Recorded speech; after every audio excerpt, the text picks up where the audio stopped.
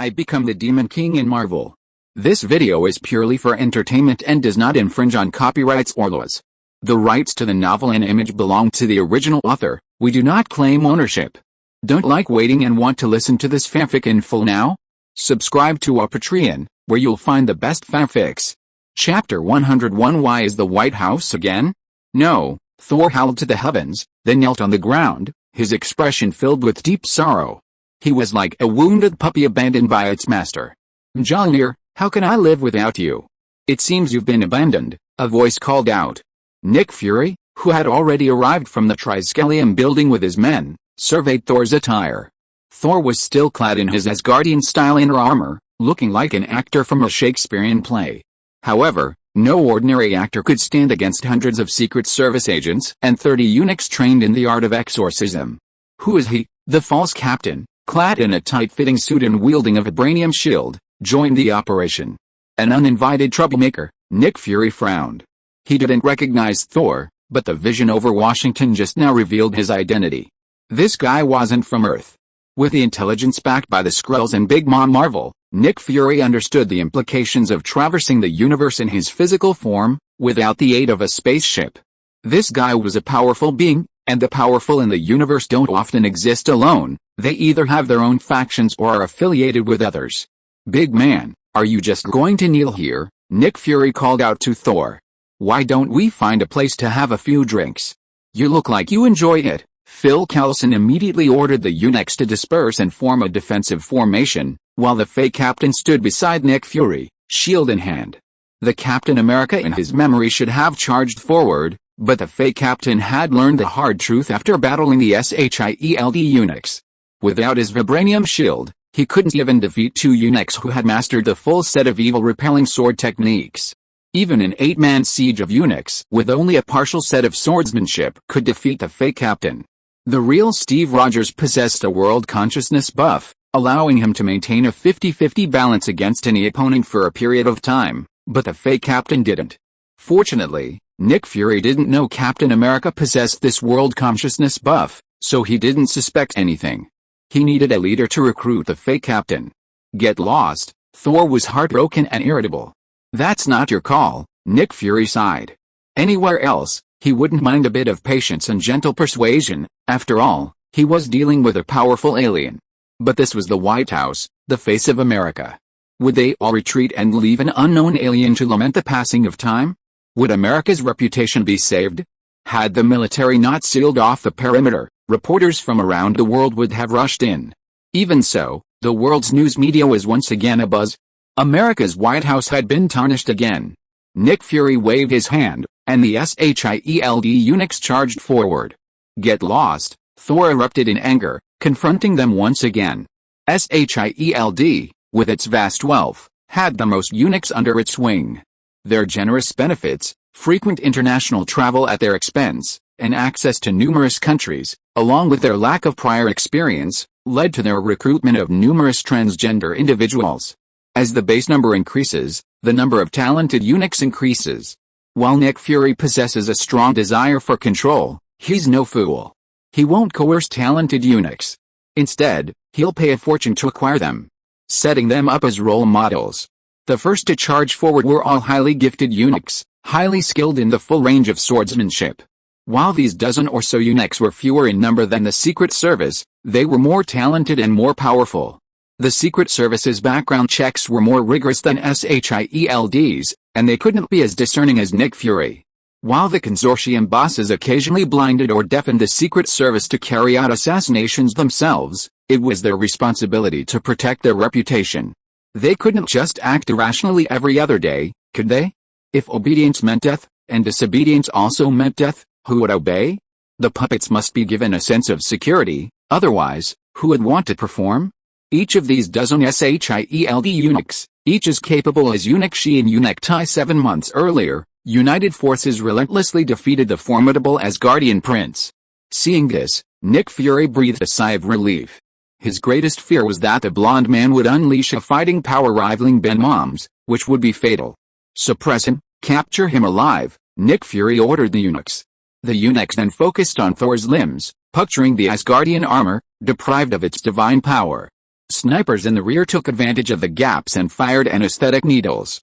Some of the needles were blocked by Thor's armor, while others struck his exposed neck and arms.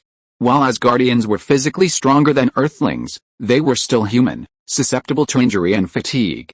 Under the effects of the heavy dose of anesthetic, Thor collapsed. "Quick, take him back," Nick Fury urged. Any delay and the Secret Service would surely come to seize him. After all, the White House was their territory. After Thor was taken away, the leaders of several major American political parties gathered outside the White House. "Why the White House again?" the FBI director grimaced.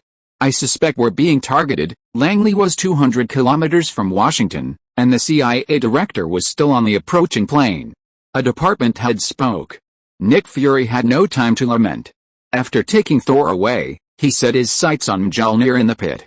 He had just witnessed a mighty Thor struggle to lift the hammer, so he naturally wouldn't embarrass himself by going up there.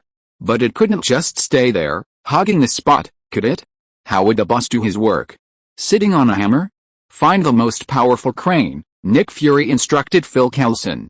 "No need, we have a tank right here." The military commander immediately ordered a main battle tank. The soldiers tied thick chains to Mjolnir. Thor would be furious if he saw this. "I've never even tried bondage with Mjolnir," but the soldiers, even with their tiny horses pulling a large cart and stomping the accelerator to the limit, couldn't move Mjolnir. With a bang, the thick chains snapped, and even the tank tracks ripped into several pieces. "This is going to be a tough situation," several powerful officials said with bitter expressions. "First, fence off the White House and tell everyone it's being renovated," Nick Fury suggested. "This is the only way," the others said dejectedly. Meanwhile, in distant Asgard, Second Prince Loki quietly entered Odin's vault, reached the location of the destroyer armor, and recited the unsealing spell Odin had deliberately revealed to him. "Master, do you really want Loki to drop the destroyer on Earth?" Odin, who had been silently monitoring Loki, asked Lin Hao remotely. "Even without my control, the destroyer's power is enough to destroy a city." "Why?" Lin Hao chuckled. "Are you familiar with them?" "Of course not." Odin quickly adjusted his position. He had witnessed what his master had done to America through Heimdall, and knew that he had no good feelings towards the country. "Don't underestimate America's strengths. There will always be someone who will step forward to stop the alien invasion, so I want you to unseal Thor at the right time and let him cause a great disturbance." Odin seemed to see the smile on his master's face. Chapter 102 Another battle to defend the White House. At SHIELD headquarters, the Triskelion building, Thor was locked in a heavily guarded interrogation room, his hands and feet bound with metal shackles and under local anesthesia, leaving only his mind clear enough to answer questions. Several of Nick Fury's best lieutenants responded, but Thor Odinson was a fiery and blunt-minded individual. SHIELD's methods against Earthlings were ineffective against the Asgardian prince. Torture proved ineffective, and attempts to elicit a confession proved impossible. A furious Thor could only curse, overcome by grief and fear. He feared he had disappointed his father, who had sealed his power and banished him. "Coulson, it's completely ineffective." Melinda May removed her brass knuckles, revealing a trace of blood. She had struggled for half an hour, but hadn't even broken the man's skin. She lacked internal energy, and her destructive power was even less than her father's-in-law's. Brute force didn't work, and neither did technical methods. Grant Ward also lowered the electroacupuncture needle. He had just cranked the voltage up to over 1,000 volts, and the target cells had actually become more active, like a long drought finally ending in a downpour. "I'm out of ideas. You go." Ward spread his hands, motioning for Coulson to take over. Coulson shook his head. "I tried it on the way back to headquarters, and it didn't work. And we couldn't communicate. Then we'll have to report to the boss and have him come himself." Grant Ward shook his head helplessly. After the men left the interrogation room, a figure suddenly appeared before Thor. "Loki, why are you here?" "I wanted to see you," Loki said, a look of sorrow on his face. Seeing his brother like this, Thor quickly demanded, "What happened?" "Father is dead," Loki said, startlingly. "What?" Thor was incredulous, a hint of panic in his eyes. "Father is old. Your actions have irritated him, and he can't bear it anymore," Loki said calmly. "Don't blame yourself. I know you love him. I want to tell him, but he won't listen." Thor's eyes began to well up with tears, and his anesthetized body began to tremble. "Knowing you'll never be able to lift Thor's hammer again, yet still keeping it by your side. How cruel. Loki secretly rejoiced, yet outwardly maintained a sorrowful expression. The responsibility of the throne will fall to me, of course. Odin wasn't dead. Before feigning unconsciousness, he simply said to Loki, Thor is unworthy. You must work harder. Then Loki erupted. Determined to secure his position as king, Loki's dark side was amplified. He remembered the destroyer armor in his father's treasury. While touring the treasury with his father, he memorized the unlocking password and released the destroyer armor. Upon hearing of his father's death, Thor was completely devastated and wanted only to return to see him one last time. Can I go home? No, Loki flatly refused. My father said you were a disgrace to Asgard, and his last words were to banish you forever. Farewell, brother. With these words, Loki vanished in a flash of light. He reached the White House, enclosed by a high, temporary wall, and saw Mjolnir in the pit. Loki approached Mjolnir and extended his slender hand. Unfortunately, the goddess was too aloof, and even Loki, a young, artistic person, couldn't impress her. Furious, he flung out his magically shrunken destroyer armor and issued a command, if Thor approaches, attack him immediately.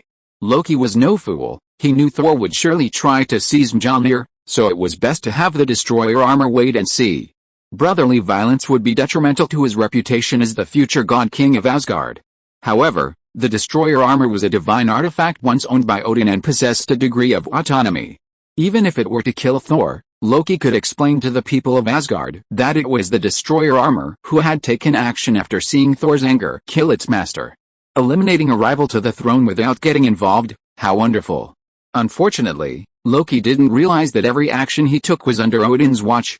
Alice, Odin sighed in the Asgardian temple. The darkness in Loki's heart is too great. Perhaps he already knows his true identity. I don't think it's the child's fault, Queen Frigga sternly rebuked her husband. Why resort to such extreme measures? Haven't you already stopped aging? Frigga was puzzled. Odin had just excitedly told her that he was no longer aging and had plenty of time to educate his son, yet now he had turned around and publicly expelled Thor. Odin felt bitter. After all, this was a task assigned by his master.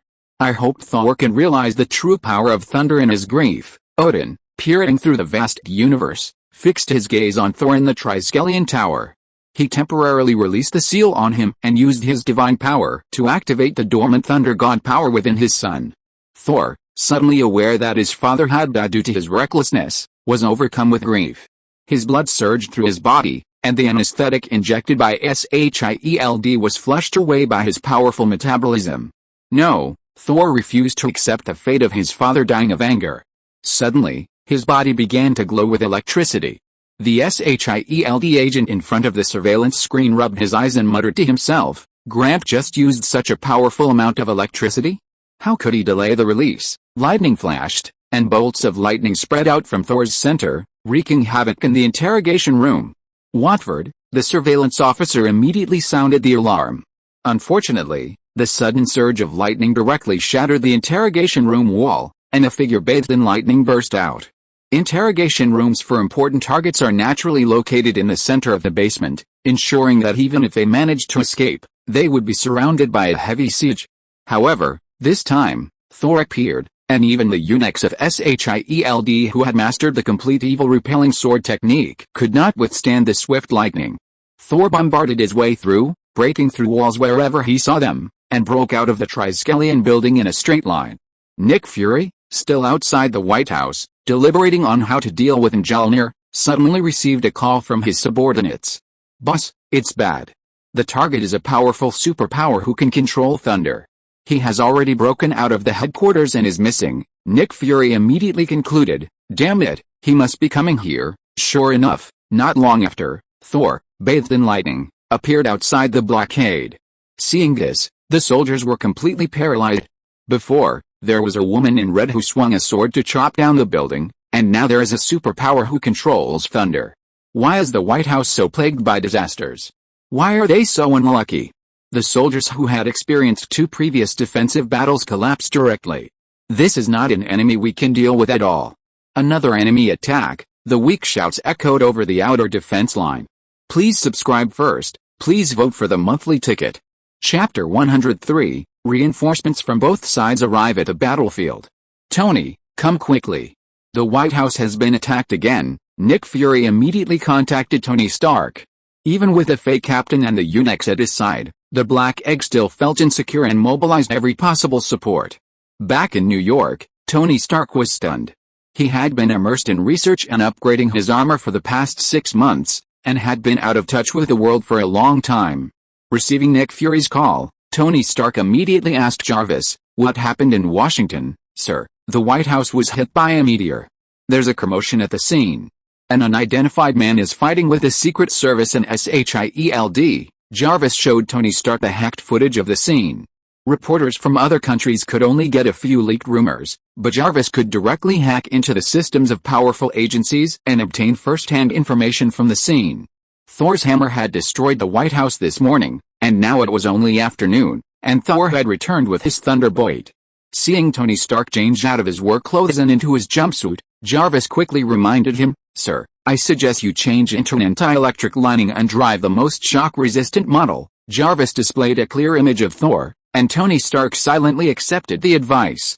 Damn, this world is getting stranger and stranger. For the past 6 months, Tony Stark has not only been assisting the military in upgrading standard suits, but has also been designing his own suits to cope with various enemies and environments. For example, to counter Dongfang Bubei, he developed remote-controlled, energy-armed team suits. Teams of 4, 6, 8, and 1 would fire a beam of energy at each other, forming a relatively narrow energy cage. They would then launch a heavy attack with specialized tank suits. The remote control could counter Dongfang Bubei's mental attacks, the energy cage would limit the opponent's ghostly speed, and the tank suits could withstand the opponent's powerful attacks while still using their own high-powered weapons to launch attacks. His reputation as a genius was well-deserved. But Tony Stark suddenly realized that the world was changing so fast that he couldn't prepare the corresponding models in advance. Today, an enemy capable of controlling lightning appeared, and he could still deal with standard electrical shields. Tomorrow, a fire-controlling enemy, and the day after tomorrow, a water-controlling enemy. The factory was working around the clock, barely enough time to upgrade his suits. Not only was Nick Fury calling for help, but the fake captain also went to an open area, took out his phone, and called Steve Rogers. "The White House is under attack. Do you have time to come and help?" Since the enemy also possessed Captain America's memories and abilities, the fake captain was sure he would be willing to come. Steve was stunned for a second, then nodded quickly. "I'll be there." Steve Rogers, who was on his way back to New York, immediately turned around and headed back to Washington. Before reinforcements arrived, the soldiers had already engaged Thor. Thunder raged, tearing through the defenses. The barrage of airborne artillery shells was intercepted and exploded by the lightning net. Thor seemed to be divinely assisted. He indeed had the help of the God King. Odin remotely powered the attack, drawing on his own divine power to continuously stimulate the power of the thunder god within his son. "Don't hold back. Hit hard," the military commander gritted his teeth. Last time, facing the swift and swift Dongfang Bubei, the soldiers' heavy weapons were rendered useless, unable to even lock onto their targets. So what good were their powerful weapons? This time, while the man could command thunder, he moved more slowly than Dongfang Bubei, giving him a good opportunity to witness the firepower of the American soldiers. Suddenly, the area surrounding the White House returned to a battlefield, even more intense than the Canadian militia attack. The soldiers brazenly unleashed heavy firepower on the city's streets, completely destroying the buildings along the street. It's over.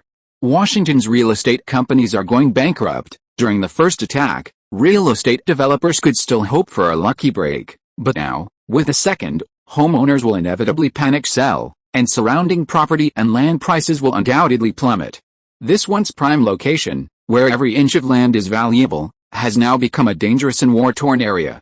Who would still want to live here? Who could own property here without being wealthy or powerful? Safety is paramount for these people. While Earth's technology was backward, its explosive firepower was formidable. Without the aid of Mjolnir, Thor lost his ability to fly short distances and could only passively withstand the blows. Observing from Asgard, Odin sighed, "That fool. He's lived for over 1,000 years and still hasn't figured out he's the god of thunder, not the god of hammers. Who can I blame?" Frigga, also observing the battle, rolled her eyes at her husband. "Who keeps talking about Mjolnir's specialness? The child is naive. He's always thought of Mjolnir as a symbol of the throne, passed down by you. He's never considered parting with it. It's you, the father, who's limiting Thor's independence. You have a point, Odin said dejectedly. He thought of his eldest daughter, Hela, who had used Mjolnir as a tool for years, never developing a sense of dependence. That's why Hela's power grew, even earning Asgard's favor and blessing. As long as Asgard survived, Hela would remain powerful. Unfortunately, the Asgardians struggled to reproduce, and their long growth period prevented a large-scale population increase, which ultimately limited Odin's war ambitions. His eldest daughter, Hela, was bellicose, but too self-absorbed, imagining she could fight to the ends of the universe on her own. She failed to consider that Asgard's population simply couldn't manage the vast star system. Conquering ungovernable territory was pointless and would only lead to casualties. Time to send help to Thor. Frigga hurried out, summoning the 3 Asgardian warriors and the war goddess Sif, and leading them to the Rainbow Bridge. Heimdall, fully aware of the God King's plans, obeyed Frigga's orders and sent the 3 Asgardian warriors and Sif to Earth. Outside the White House, artillery fire roared. A stream of colorful light descended again. Damn it! They're coming for help. Nick Fury instinctively reached for his pager, then remembered it had been damaged during the previous invincible Eastern attack. Captain Rogers, we'll have to rely on you guys, the Fey captain nodded silently. The 3 Asgardian warriors and the goddess of war, Sif, were caught in the crossfire as soon as they appeared. Fortunately, Queen Frigga had prepared a special defensive artifact for them before they set out. The 4 of them, wearing golden protective shields, charged through the artillery fire and soon reached Thor's side. Thor, don't waste time. Go and regain Mjolnir's approval. The God King will be buried soon, and Loki will soon ascend to the throne. Thor, the Queen is waiting for you to return and see the God King one last time. Sif's cry awoke the restless Thor, and he regained his resolve and rushed towards the White House.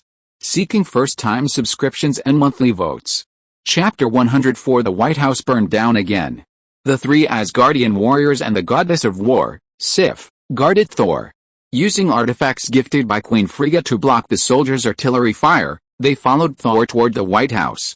Stop them! Stop them! The frontline commander shouted into the communicator. Unfortunately, the mortal soldiers were powerless to withstand the force of thunder. Even the specially dispatched unit brigade was scattered by the thunderbolt. The speed granted by the exorcist sword technique could not outpace the speed of thunder. No, seeing the enemy's unstoppable advance and the frontline defenses steadily retreating, the commander cried out in pain, "Will the White House be defiled again?" Thor and his companions ignored the Earthlings' thoughts. They had only one goal, Thor's hammer. Just as Thor was about to rejoin Mjolnir, a man wearing a star-spangled bodysuit and holding a vibranium shield blocked his way. The false captain never doubted his identity. Although he lacked the benefits of world consciousness, he had the courage to face a powerful enemy. "I don't care where you come from, America is not a place for you to run wild." Thor paid no attention to these enemies who had already sided with him. He had experienced years of war, had accompanied his father in quelling rebellions in the 9 realms, and had never shown mercy to his enemies. In both the comics and the film, Thor first met an Earth girl and fell deeply in love with her, thus siding with Earth.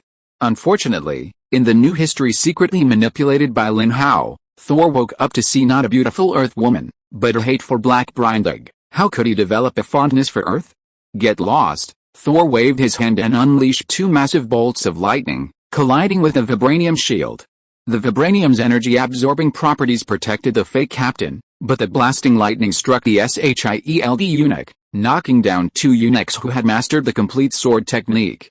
Damn it! Nick Fury reconnected with Tony Stark, shouting, "Tony, if you don't come over here, the White House will be demolished." Flying in his suit, Tony Stark instinctively distanced his ear from the speaker and complained, "It's such a waste of your voice not to participate in the high-note singing contest." Driving a heavy suit, Tony Stark soared over the White House and, upon arrival, fired an energy blast at the charging Thor. Thor, unable to dodge, was sent flying. Thor, Sif, the war goddess, immediately charged forward. Another Asgardian warrior immediately launched a throwing knife at Tony Stark. The seemingly ordinary knife flew faster than a cannonball and possessed immense penetrating power. With a swish, it pierced Tony Stark's suit. "Thank goodness I'm wearing thick clothes today," Tony Stark said, pulling out the knife, but instead of discarding it, he placed it in the ammunition box beside his suit. The metal that could easily pierce the armor alloy was worthy of his research. Once its composition was cracked, it could become the main material for the next generation of armor. Tony Stark arrived in addition to piloting a heavy-duty suit, accompanied by 4 autonomously flying ammunition and parts boxes, front, back, and left, for easy replenishment during battle. The punctured components automatically fell away, and Jarvis controlled the parts boxes to eject a new one, installing it before its owner even landed. "Wow. Is there a party at the White House tonight?" Tony Stark, still full of his chatter, teased.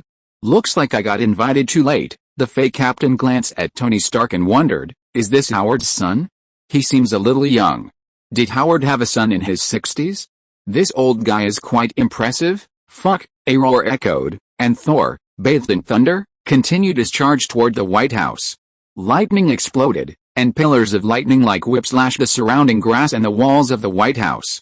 Lashes of lightning sliced through the ground and walls, leaving hideous charred scars. Faced with the unleashing of Thor's power, the fake captain could only barely hold his shield in place. Tony Stark was also struggling, his heavy armor constantly stripped of its surface components by the lightning whip, forcing him to rely on parts bins for restocking. The eunuchs from various departments were even more hesitant to charge forward. Civilian eunuchs originally joined for the high benefits and the opportunity to become stronger. Loyalty may exist, but don't expect much selfless dedication from these transgender individuals. Military eunuchs, while experienced in the battlefield, inevitably face the scorn and ridicule of their families and colleagues when their men are injured. Their minds have long been warped. Coupled with the paranoia fueled by the exorcism sword technique, many soldiers have secretly directed their anger at the authorities, temporarily suppressing it for the sake of power. Now, facing danger, these military eunuchs have long forgotten their former passion for valor. They sacrificed their lives, but received no due respect or honor. After the outburst, Thor cleared the path to Mjolnir. He lunged forward, and just as his right hand was about to touch Mjolnir, his power suddenly shut down. While Odin was fulfilling his master's mission, he also wanted to use this opportunity to put pressure on Thor, prompting his son to activate his true power. Of course, Thor couldn't be allowed to continue using his invincible powers. What the? Thor placed his hand on Mjolnir again, but no matter how hard he tried, the goddess remained unresponsive. "Little dog, you can't do it." "No." Before Thor could even finish his howl, the real Steve Rogers suddenly appeared at his side and kicked him away. Another expert, Tony Stark was slightly surprised. He had expected the Red Swordsman, who had risen to fame with him the same night as last year, but instead saw a muscular man with a perky American butt. After the attack, Steve Rogers was also a little surprised. He had braced himself for the shock, but the enemy suddenly lost power. Thor, the Valkyrie Sif rushed back to her ex-boyfriend and spoke quickly. "The Queen told me to tell you something. Remember, you are the god of thunder, not the god of hammers.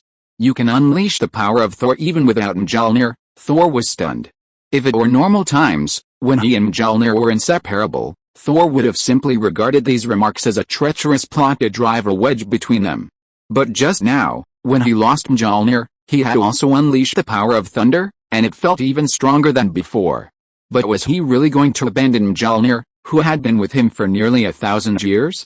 Just as Thor was hesitating, a pillar of fire suddenly appeared in the White House, raging left and right, destroying everything in its path. The already dilapidated White House was further reduced to ruins by this flame.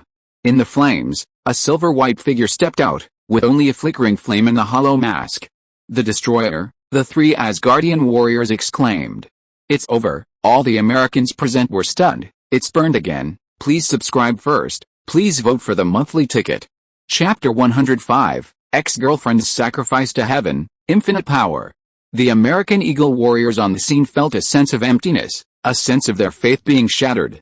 They had worked for 200 years, yet this moment seemed like a dream, a whirlwind of emotions. "Fuck," Tony Stark cast a murderous glare at Thor Odinson. Unlike the real and fake captains, Tony knew the most. Although the White House was destroyed by the silver-white armored man, he knew that Thor and his men, along with the hammer and the armored man on the ground, had arrived on Earth in the same way. The two kind and upright captains wouldn't take their anger out on others, but Tony, knowing more, directed his rage over the White House's destruction at Thor. Thus, two armors of different types, origins, and even power sources launched a joint attack on Thor. Pillars of fire and energy cannons hurtled towards Thor. Thor, Sif, the goddess of war, instantly activated her wrist gourd, the divine power of which formed a transparent golden shield. The other three Asgardian warriors similarly activated the defensive artifacts bestowed upon them by Queen Frigga. 4 golden shields overlapped before Thor, meeting the destroyer armor's pillars of fire and the iron armor's energy cannons. The pillars, imbued with Odin's divine power, were clearly more powerful than the energy cannons. While the energy cannons failed to penetrate even one shield, the pillars of fire shattered 3 in quick succession. Had Odin not remotely controlled the destroyer armor, Thor would have been roasted like a suckling pig. Loki thought he had gained control of the destroyer armor, but in reality, Odin had deliberately let him take it and provided him with a backdoor. The aging Odin had already struggled to control Gungnir, the eternal spear, and the destroyer armor, but now, possessing spirit particles from the world of Bleach, his soul had been completely transformed into spirit form, freeing him from the Marvel Universe's definition of death. Even the demise of his physical body would not affect his power. With Odin's 5,000 years of soul power fully transformed into spirit form, his spiritual pressure was perhaps even greater than that of Yamamoto Jinryosei Shigekuni, who lived for over 2,000 years. He now not only possesses his own divine power, but also the Hado and Fudo techniques taught to him by Lin Hao. Powered by immense spiritual pressure, he can use the Hado and Fudo techniques of number 99 without any difficulty. So, despite being contracted by the imp, Odin's depression was tempered by a tinge of joy. He has become stronger, and will live longer, allowing him to continue protecting the people of Asgard. Despite his master's erratic actions, Odin feels a sense of hope for the future. Watching his son struggle from afar, Odin remotely manipulates the destroyer armor to exert constant pressure on Thor, yet he avoids turning his son into a roasted suckling pig with a single blow. The American elite eagles present, unaware that they are merely supporting props for the father and son, united in their hatred after Tony Stark declares them all in the same group. The flames blazing in the White House ignited their fury. The real and fake captains, one with a sword and the other with a shield, charged towards Thor, but Tony Stark, in his suit, soared into the air, exploiting his mobility and attacking Thor with ranged weapons. Don't deal with the armored man yet. Its objectives seem aligned with ours for now. The real Steve Rogers, relying on his keen battlefield instincts, grasped crucial information. This guy, Tony Stark, could control the suit himself or have Jarvis control it, so he could usually see more information and have the leisure to focus on other matters besides combat. This guy's height and build are very similar to Steve Rogers, because the real Steve Rogers had mastered the Evil-Repelling Sword technique. His sword-wielding attack pattern was completely different from the fake Captain America's shield-wielding attack pattern. Therefore, Tony Stark didn't notice any further similarities for the time being. But he still gave Jarvis an order: collect the movement data of both and send it back to the server at home for analysis and comparison. The advantage of artificial intelligence is that it can work in multiple threads.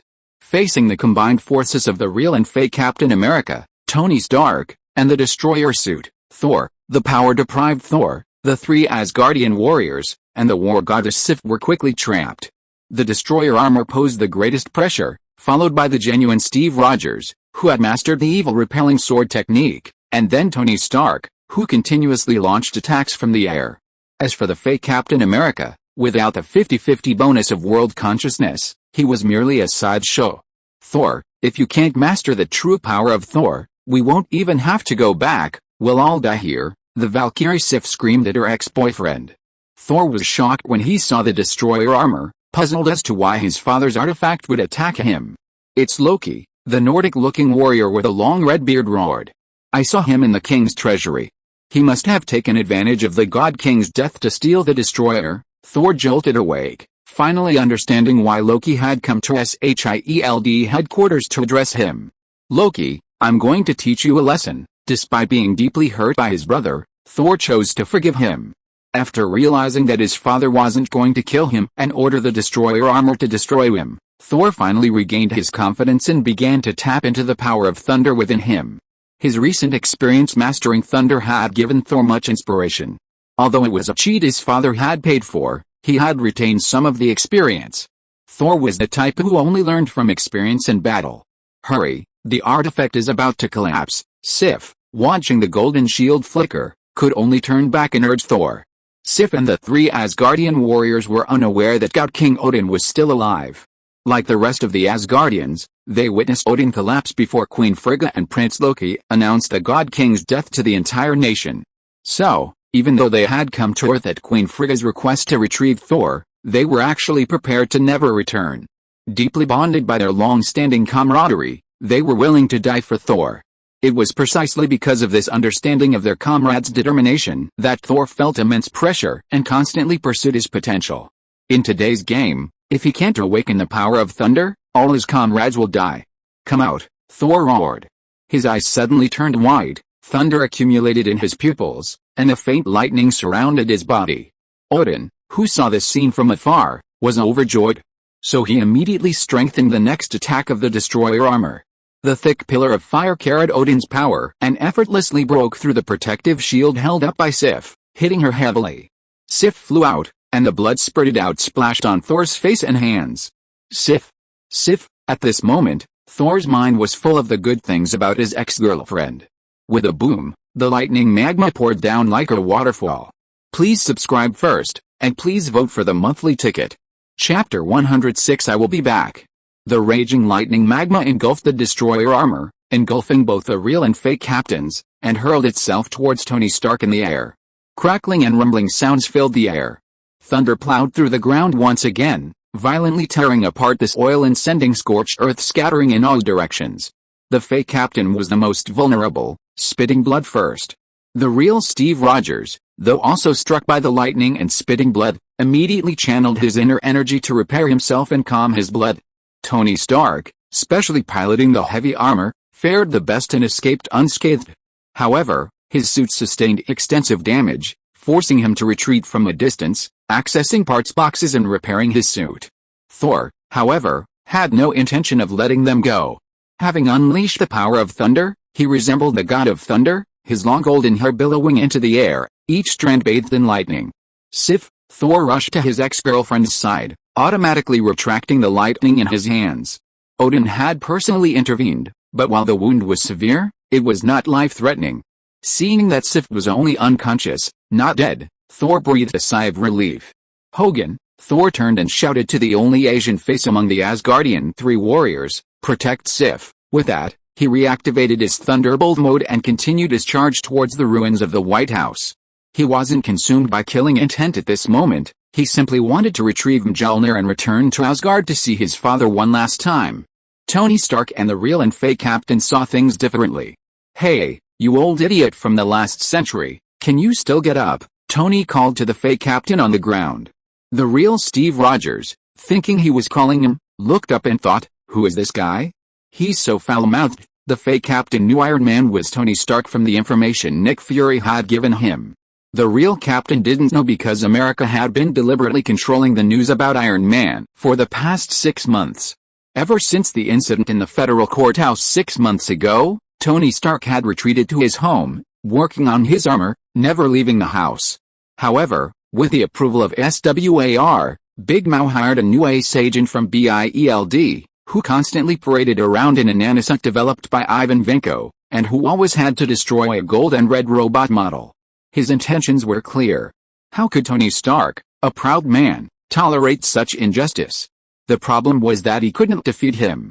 If he dared to leave the country without permission as he had done before, he would most likely be blocked by the BIELD ace agent, seeking revenge for Ivan Vanko. With no other alternative, he could only turn a blind eye. Not only did he have Jarvis block all news about Big Mao Iron Man, he also instructed Stark Industries media outlets to stop broadcasting news about him becoming Iron Man, lest netizens drag him into comparisons and lash out. Naturally, American leaders, unwilling to boost others' ambitions while undermining their own prestige, mobilized their own and allied channels to completely block all news related to the Iron Man suit. By the time the original Steve Rogers woke up, this information control had been in place for 5 or 6 months, making it impossible for him to obtain any information about Iron Man. Hearing such foul-mouthed remarks, the fake captain leaped to his feet, wiped the blood from his mouth, and uttered his iconic line, "I can fight all day." With a roar, Thor unleashed a bolt of lightning, sending the fake captain flying once again. "Your day goes by so quickly," Tony Stark rumbled. The fake captain was unreliable. The real Steve Rogers turned and saw the familiar vibranium shield and immediately leaped over it. Picking up the shield, he grasped it in his left hand and his sword in his right, charging towards Thor without hesitation. Thunder roared continuously, striking the vibranium shield, but it failed to stop Steve Rogers' charge. With a shield, the real Steve Rogers' combat power skyrocketed, his defensive weaknesses being addressed. After training in the exorcism sword technique, his offensive power was also enhanced. With swift steps, Steve Rogers rushed in front of Thor, thrusting his vibranium sword in his right hand, energized by his inner energy. Thor was unprepared for such speed and had no time to dodge, so he could only unleash more thunder. His current use of the power of lightning was crude, a simple discharger. However, the vibranium sword, capable of absorbing energy shockwaves, remained unaffected, piercing Thor's shoulder. His inner armor blocked the blow, sending sparks flying. "You're quite strong." Thor raised his right fist, as big as a casserole, and smashed it, wrapped in lightning, at Steve. Bang! With a resounding bang, the vibranium shield instantly released the absorbed lightning, sending both combatants flying several meters. Thor stumbled, but Steve, with his agility, landed gracefully. "Why do I feel like this guy looks more like Captain America?" Tony Stark, who hadn't intervened, glanced at the fake captain, who had just risen in the distance, and then at the real captain, who stood ready, feeling a sense of absurdity.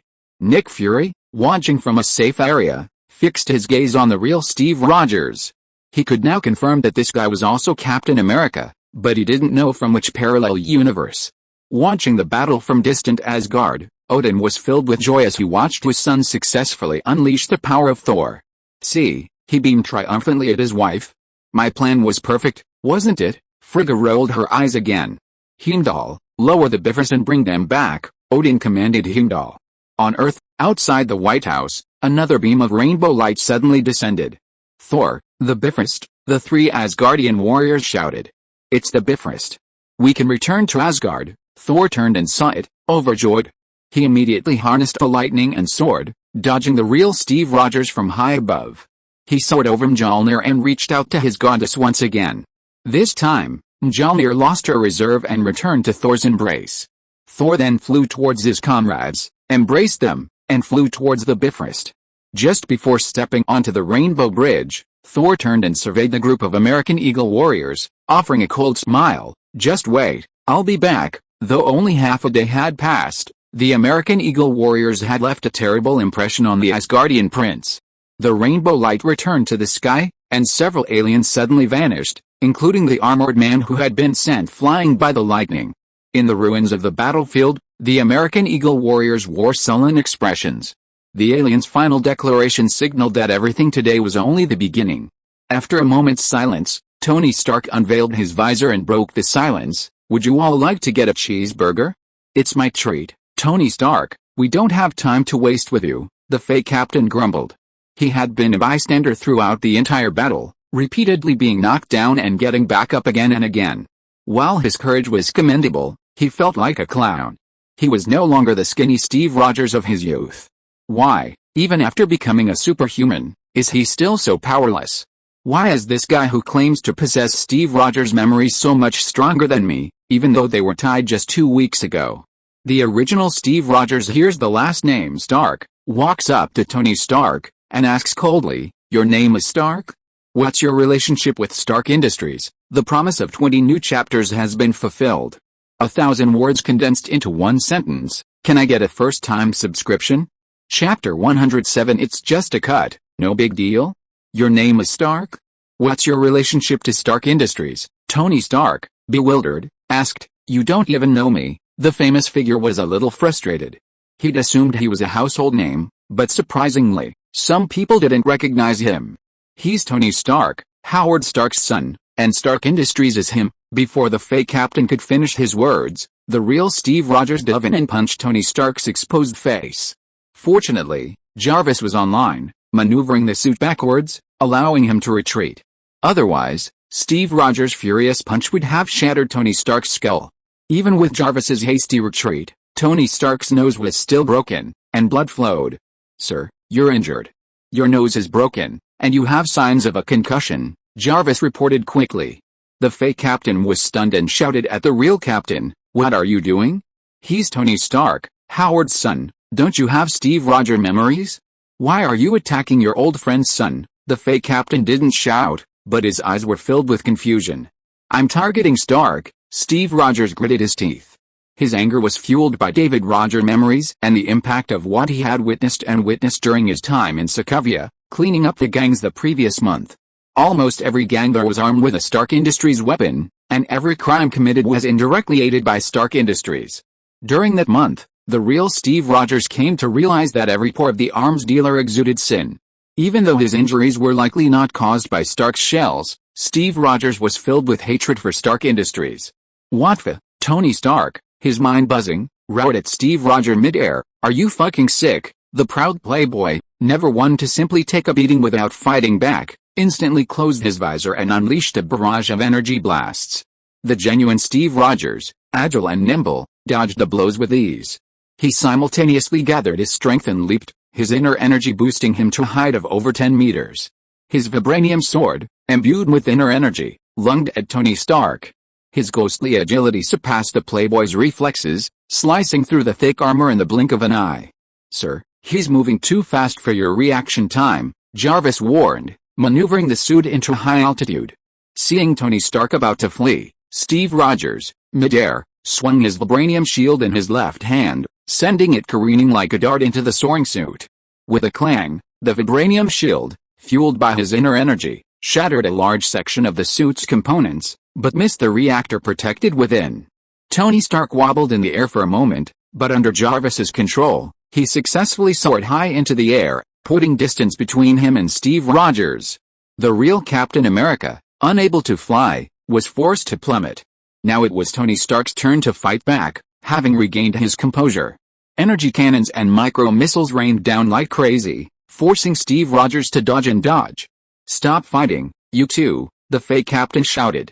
The enemy just left, and we're fighting among our own people. Seeing the aliens leave, the several major authorities who had retreated to the perimeter regrouped. The eunuchs weren't as fast as Thunderbolt, but they had no problem suppressing the commotion of the other three. If I can't handle the aliens, how can I handle you? Dodging an airstrike, the real Steve Rogers saw the encirclement shrinking and immediately rushed to the perimeter, vibranium sword in hand. He fought off several oncoming eunuchs and successfully escaped. Stop chasing, the fake captain commanded the eunuchs affiliated with SHIELD with the airs of a high-ranking official from the Eastern Depot. Seeing the ferocious attack, the eunuchs from other departments naturally just gave up pursuit for show. A few tens of thousands of dollars a month, why risk your life? Nick Fury watched the real Steve Rogers retreat and acquiesced to the fake captain's order.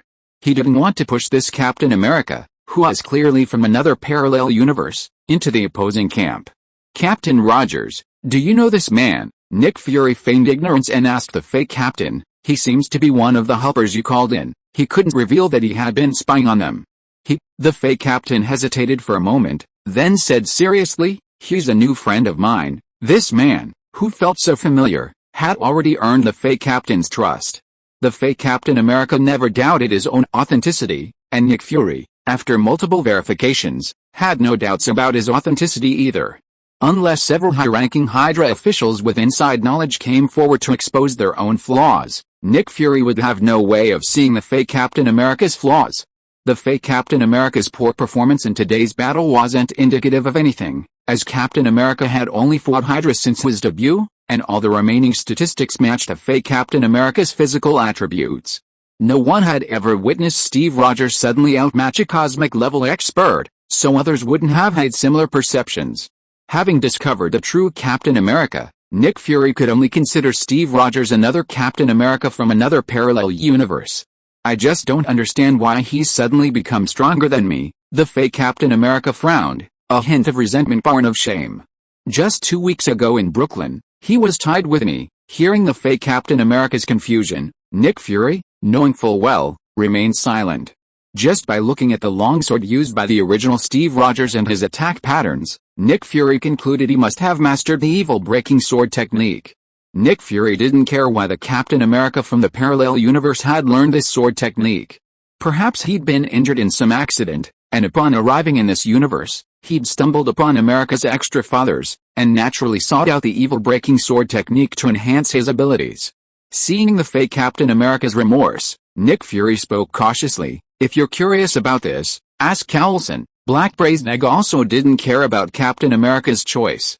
If it weren't for his special status, he would have revealed the evil-breaking sword technique long ago. Now was a good time. Seeing Coulson's idol's choice firsthand, perhaps he wouldn't object. America was becoming increasingly dangerous, and more people were needed to dedicate themselves to its cause. It was just a cut, no big deal. I'll just slack off at work and continue writing. I'll write as much as I can. Chapter 108: The Greed of the Elite Eagles. Another attack on the White House rattled America's elite hawks. This time, unlike the last, the attacker was a human from Earth, a prominent Asian, so they could easily promote conspiracy theories and sway public opinion. This time, it was aliens. How would they spread the word? If the world knew about the alien attack on the White House, and America couldn't stop them, wouldn't that be further proof of the world's weakening hegemony? Could a nation targeted by aliens truly represent Earth? Suppressing the news became the elite hawks' first choice, but with the White House burned down, they couldn't rebuild it overnight. A reasonable explanation was needed, and fast. "Let's blame it on the terrorists," Nick Fury proposed at a joint meeting of several departments. SHIELD can provide intelligence on terrorist organizations, and a large-scale strike should divert the public's attention. The leaders of the other departments exchanged glances and reluctantly nodded. If the enemy were on Earth, they would have plenty of ways to deal with them, using both military and civilian means. But this time, the enemy was aliens, and they didn't even know where they were. Will the enemy return? If so, how will we respond? The general from the Joint Chiefs of Staff said solemnly. The soldiers' performance was once again dismal. The most advanced armored units bombarded the enemy with such ferocity, destroying large swathes of skyscrapers without leaving a single hair behind. Even the most stubborn veterans had to admit that their previous equipment and tactics were only effective against large groups of ordinary people, not against individuals with extraordinary abilities. Fortunately, the aliens' mobility this time was inferior to that of the previous Dongfang Bubei, otherwise the soldiers wouldn't have been able to put up a good fight. We must accelerate the update of the Iron Mantle and select soldiers for training in advance, otherwise we won't even be able to fight back. The Iron Mantle was originally intended to be the domain of the U.S. military. Although several other departments also wanted it, the military remained adamant. After a heated debate on Capitol Hill, they ultimately agreed to give the military sole control. Because, in the eyes of the masters, unified control and strict discipline are always better than letting a vicious slug, accustomed to unscrupulous means, wield the Iron Man armor. The other departments had no say on this topic. They were more interested in knowing about the intelligence surrounding this alien incident. I know everyone probably has some information on aliens. The situation is critical now, so please don't be stingy and share it, the FBI official, focused on Nick Fury. I'll take the lead and review the intelligence our department has collected over the past few decades. The screen began to display the FBI's intelligence on aliens, all top secret. Our department is relatively new, and our background isn't as deep as yours truly. We can only share what you may already know. The CIA official waved his hand, and the secretary displayed the prepared materials. Then, the military and various specialized research institutions began sharing their intelligence. Even the all-powerful IRS joined in the fun, providing the body of an alien that refused to pay its taxes. After everyone finished, their gazes turned to Nick Fury. Their departments, while varying in scope, held varying degrees of power.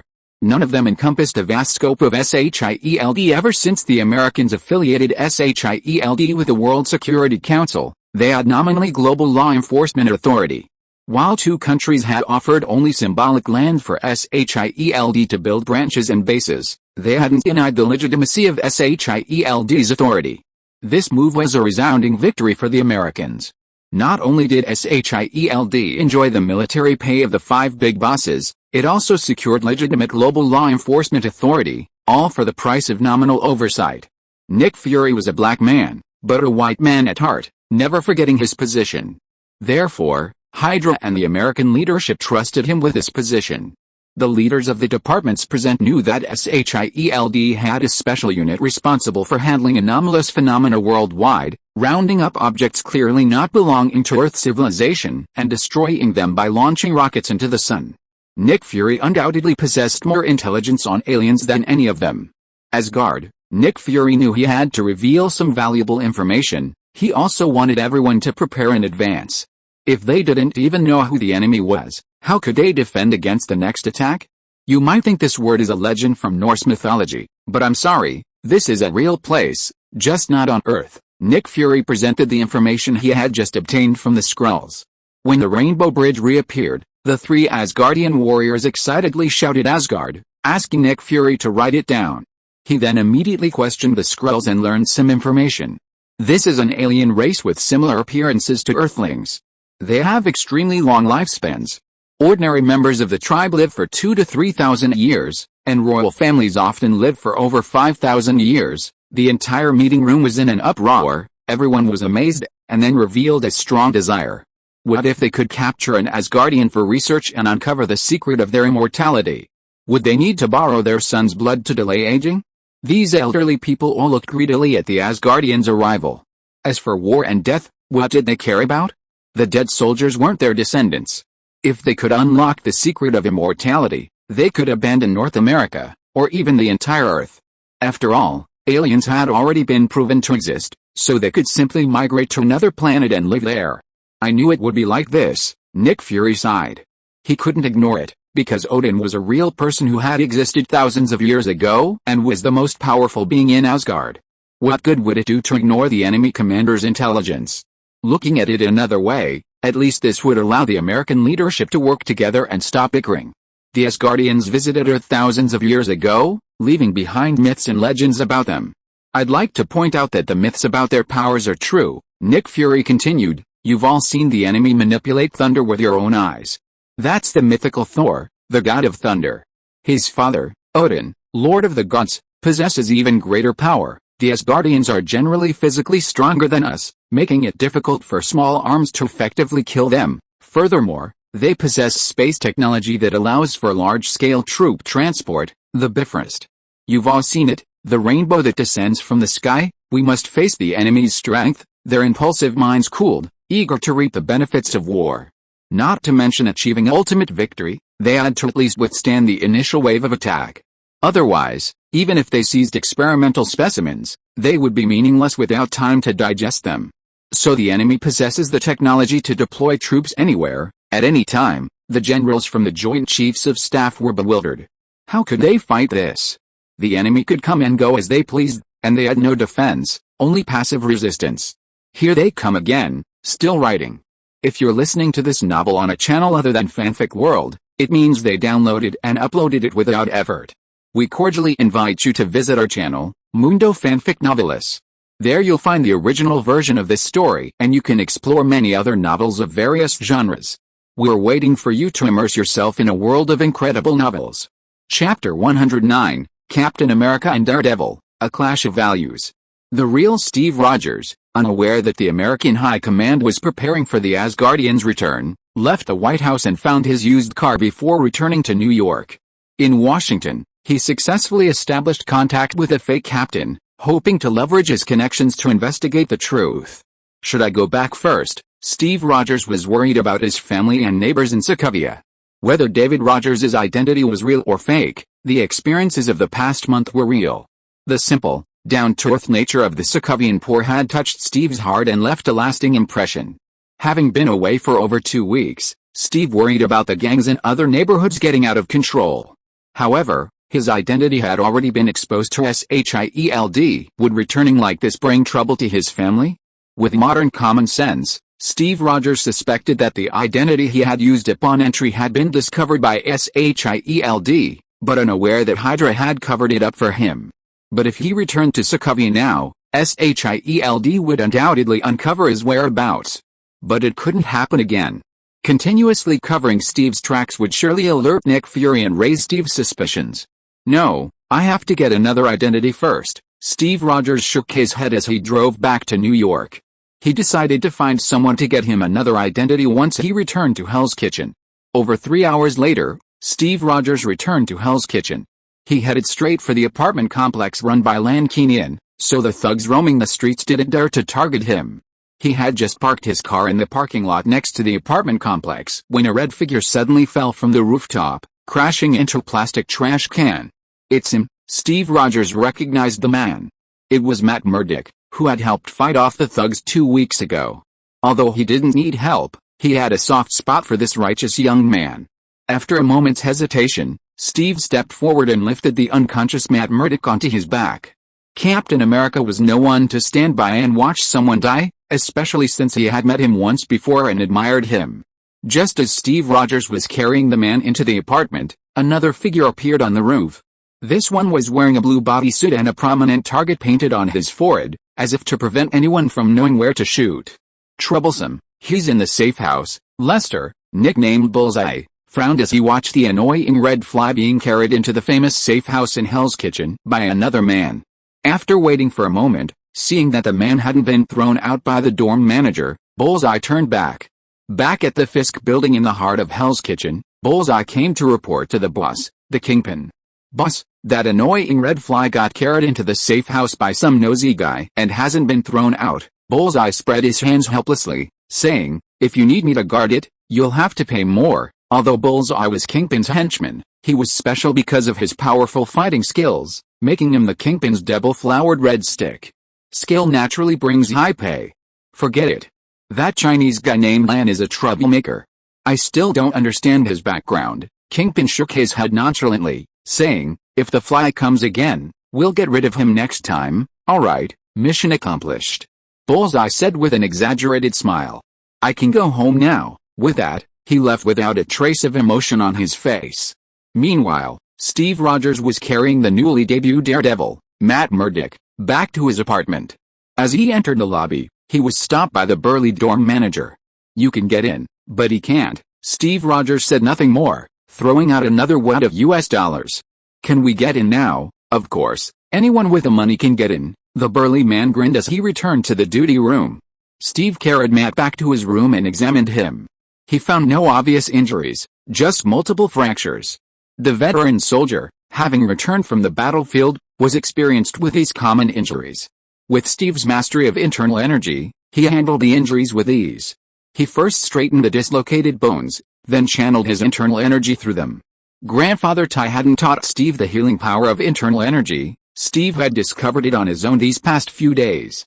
About an hour later, while dining, Steve Rogers saw Matt Murdock's hollow eyes open. Awake? Want to come over for some food? It took the young Matt Murdock a moment to recognize the man. After all, he wasn't relying on his eyes. It's you. The guy from the alley 2 weeks ago? Impressive.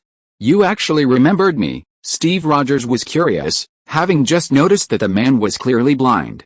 Feeling the wounds on his body, which were no longer painful and were even beginning to heal, Matt Murdock's face was filled with amazement. You saved me? I remember having 5 broken bones before I lost consciousness, and now they're healing. How did you do it? It seems you have very keen perceptions, Steve Rogers observed from the table as Matt Murdock climbed out of bed. Yes, I lost my eyes when I was a child due to a chemical attack, but it heightened my other 4 senses. Matt Murdock stood up like a normal person, accurately located Steve Rogers, and walked towards the table. Thank you for saving me, but I must leave. Otherwise, I'll put you in danger. Even though you're not afraid of danger, the young Matt Murdock was equally kind. Are you familiar with Hell's Kitchen? Steve Rogers suddenly thought that perhaps he could ask the young man before him to help him find someone capable of obtaining a fake identity. Yes, I've been fighting crime in this area lately, Matt Murdock nodded. I'm familiar with the gangs here. Can you do me a favor? Steve Rogers asked presumptuously. I need to get a real identity, but I don't know who to contact. Steve expected the young man to either agree or not know who to contact, but he not only refused but also sternly scolded him. Sir, purchasing fake identities is illegal.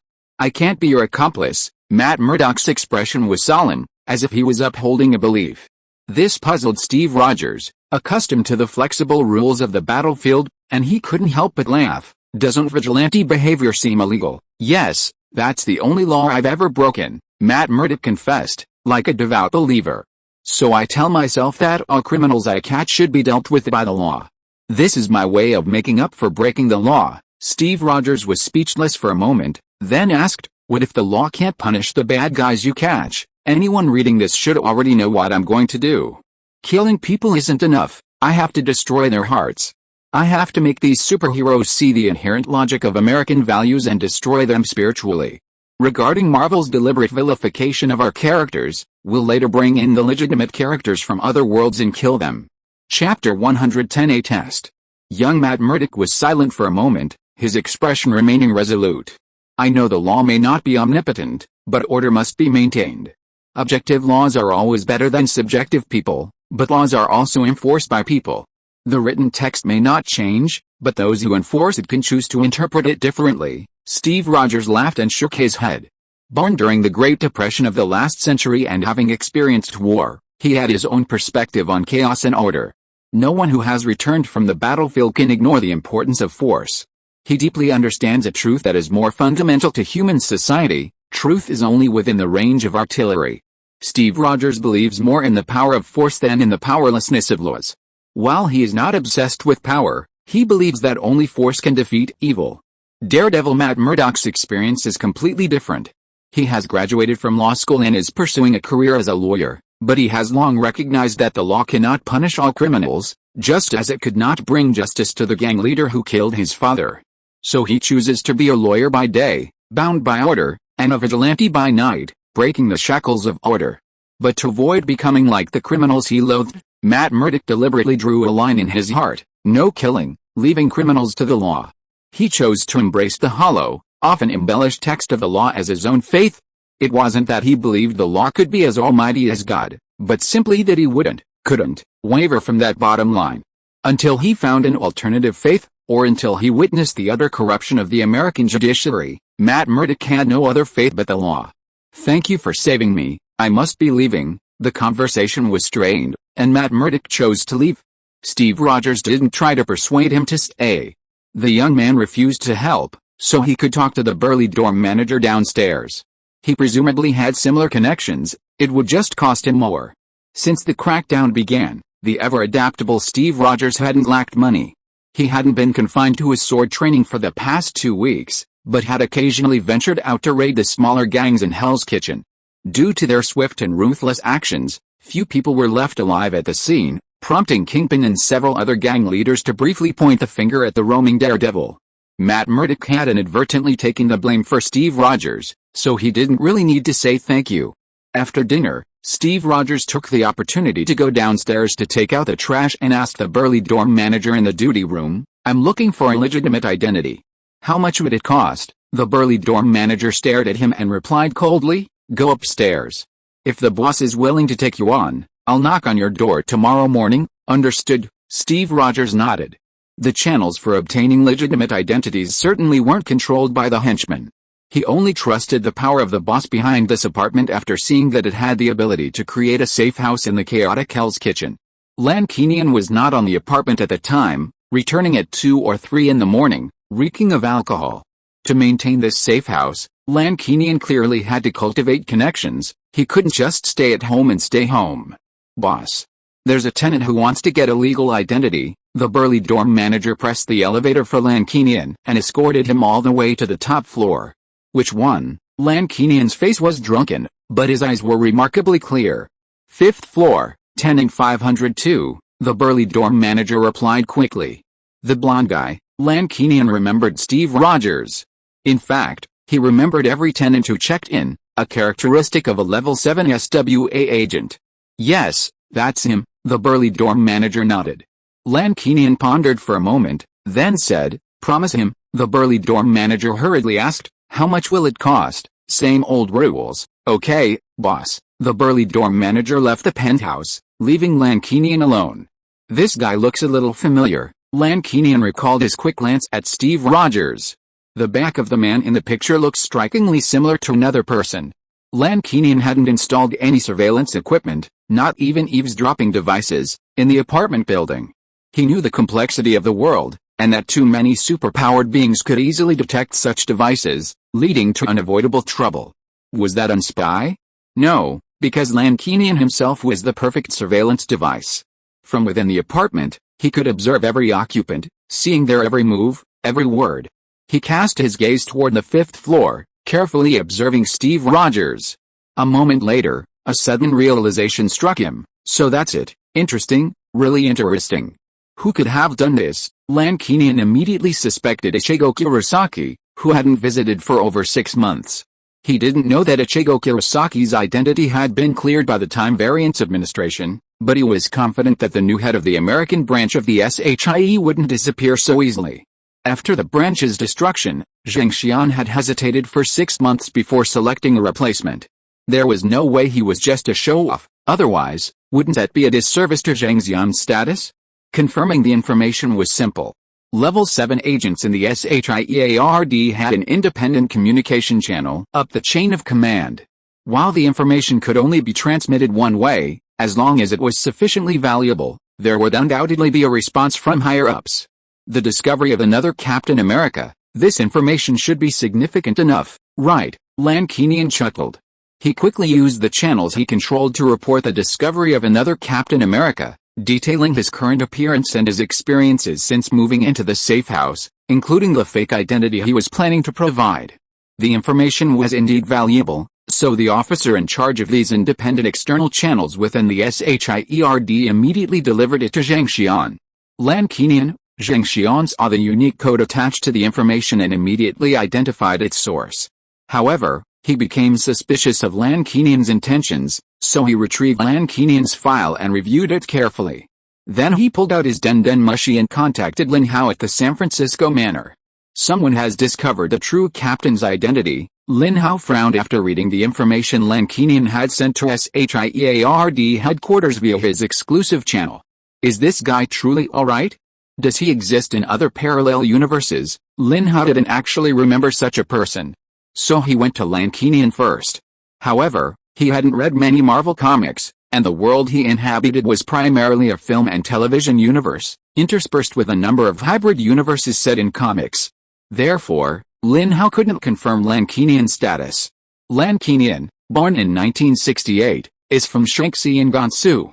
His parents are still alive, and every trace of his upbringing is known. So far, no signs of his betrayal have been found, Zheng Xian explained.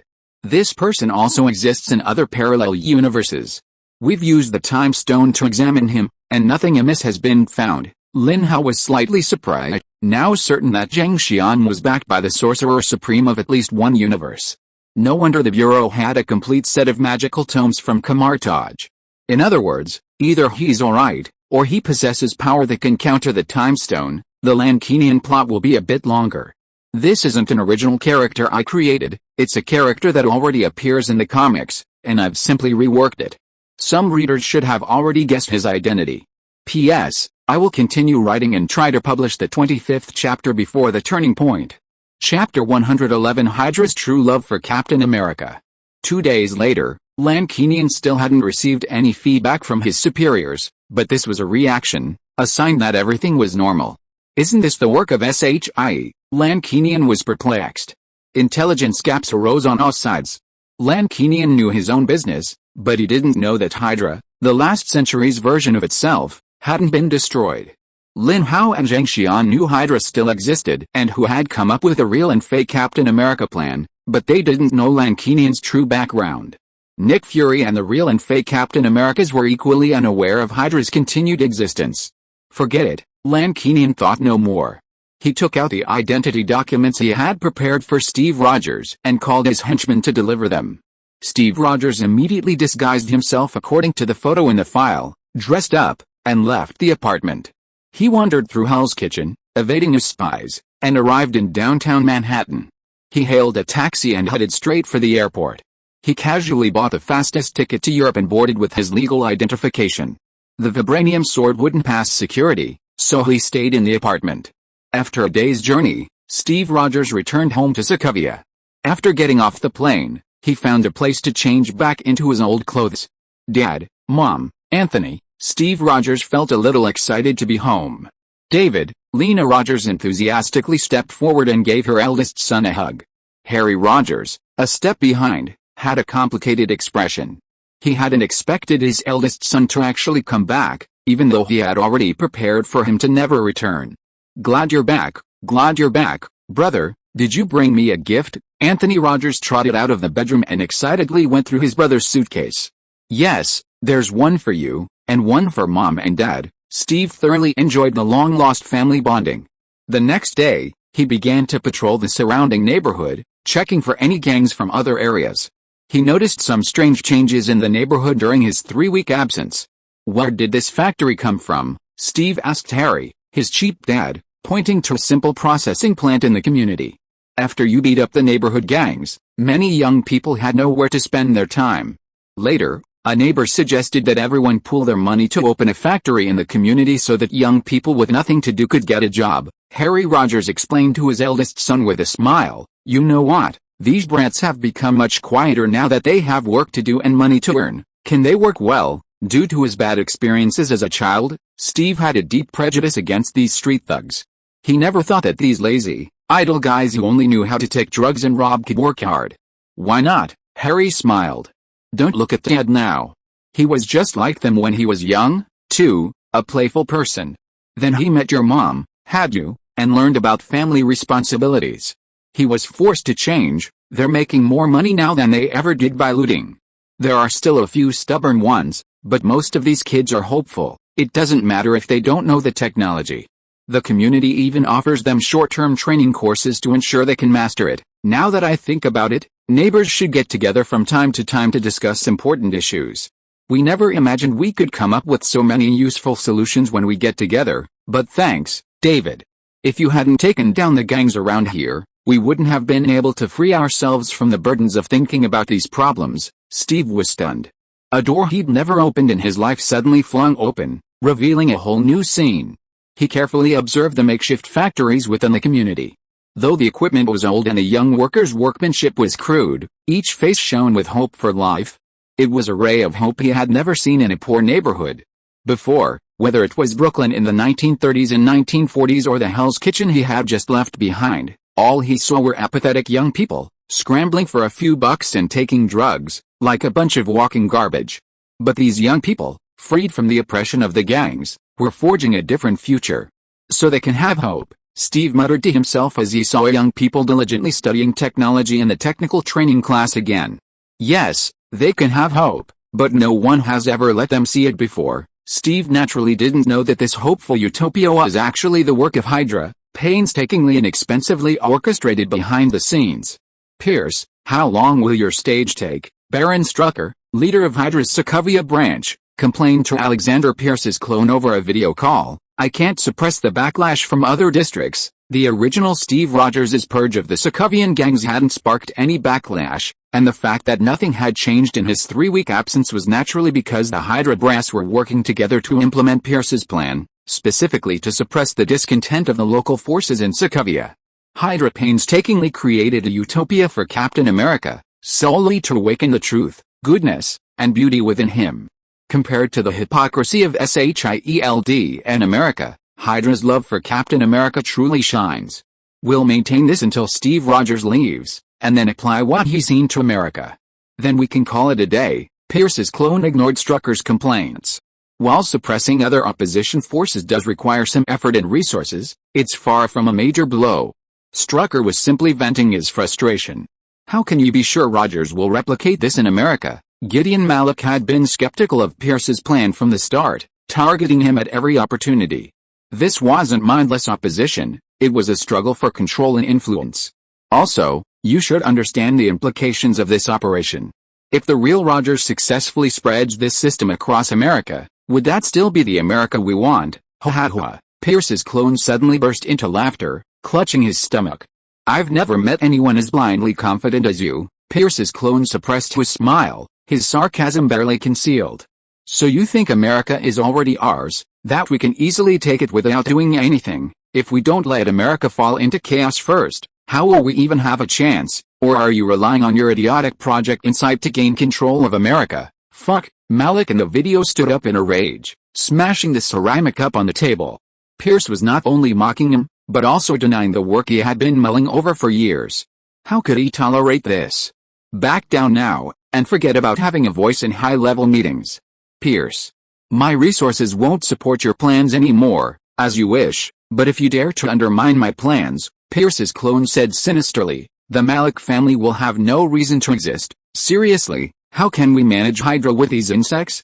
The 25th update is now available. Completed. There's not a drop left now. As for the results, I'll just go with the flow. If it makes it into the top 300 of the single-day bestseller list, it might not be too bad. I'm trying to get the 10,000-word badge for 10 consecutive days. 30 consecutive days is too hard. The pressure of writing a book part-time is too great, so please forgive me. But from now on, I'll at least update 3 times a day, 6,000 words. Chapter 112, Indecision, Quantum Mechanics. A high-level Hydra meeting ended in discontent, but Baron Strucker, the leader of the Sokovia branch, chose to continue supporting Alexander Pierce's plan. Pierce's clone had promised him that, if the plan succeeded, it would help him expand into America. Currently, Hydra's forces were relatively dispersed. Pierce and Gideon Malik had been operating the longest and wielded the greatest influence in the American mainland, leading to inevitable friction and conflict, and thus a strained relationship. Daniel Whitehall had some influence in America, but the majority of his assets were in Europe and Asia, often acting as a fence-sitter, a peacemaker, and even a troublemaker. Strucker's territory was the smallest, confined to the tiny nation of Sokovia. However, he inherited a branch base left by the Red Skull intact, allowing him to control a portion of Sokovia's armed forces and commanding outstanding scientists like List. With his command of talented individuals and military forces, he resembled a powerful lord, thus securing a seat at the high-level meetings. Lin Hao's real or fake Captain America plan primarily focuses on Sokovia and the United States, so Pierce's clone, following his master's instructions, offered Strucker an offer he couldn't refuse. Seeing Malik angrily log off, Whitehall smiled and offered a few polite words before also logging off, pretexting something unrelated. "Aren't you afraid he'll do something deliberate?" Strucker forgot to complain, instead worrying about the impact on Pierce's plans.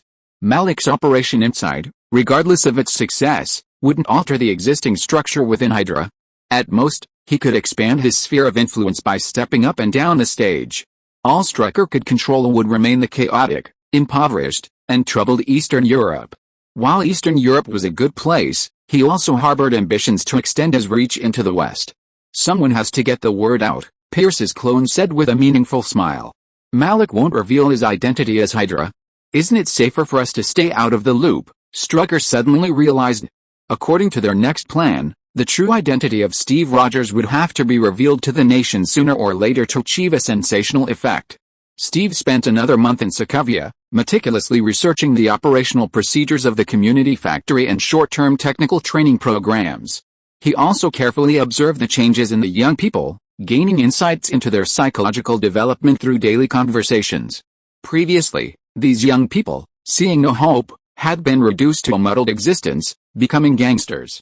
Now, someone had offered them hope, naturally inspiring their yearning for a better life.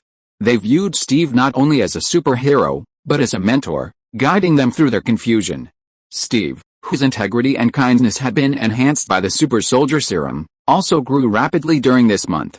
Through the door opened to him by Hydra, he learned many things that contradicted American values. It turns out that the true way to significantly reduce crime isn't to wear a straitjacket and arrest criminals on the streets, but to provide the impoverished with a stable income. Most petty thieves aren't born criminals, it's simply poverty that has deprived them of a conducive upbringing, leading them to adopt the same practices at a young age. Of course, Steve also witnessed those who stubbornly refused to change, even mocking their former companions who had embarked on a more righteous path, and thus realized the complexities of human nature. "Hey, men, I might have found something that explains our current situation." One day, Steve received a call from the fake captain. "It's hard to explain over the phone.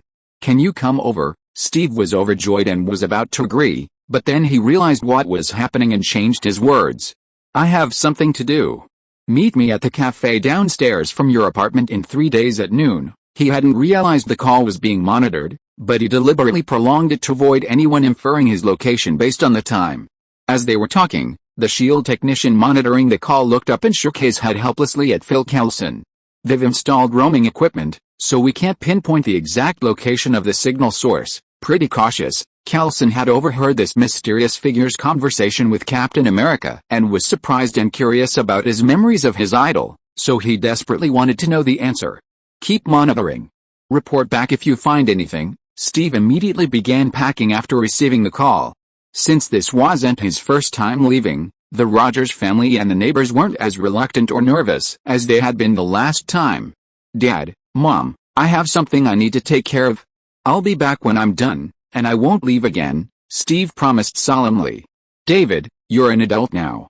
Go do what you want. Lena had gradually come to understand that her eldest son had already wasted 6 years in his hospital bed, and she shouldn't be constrained any further.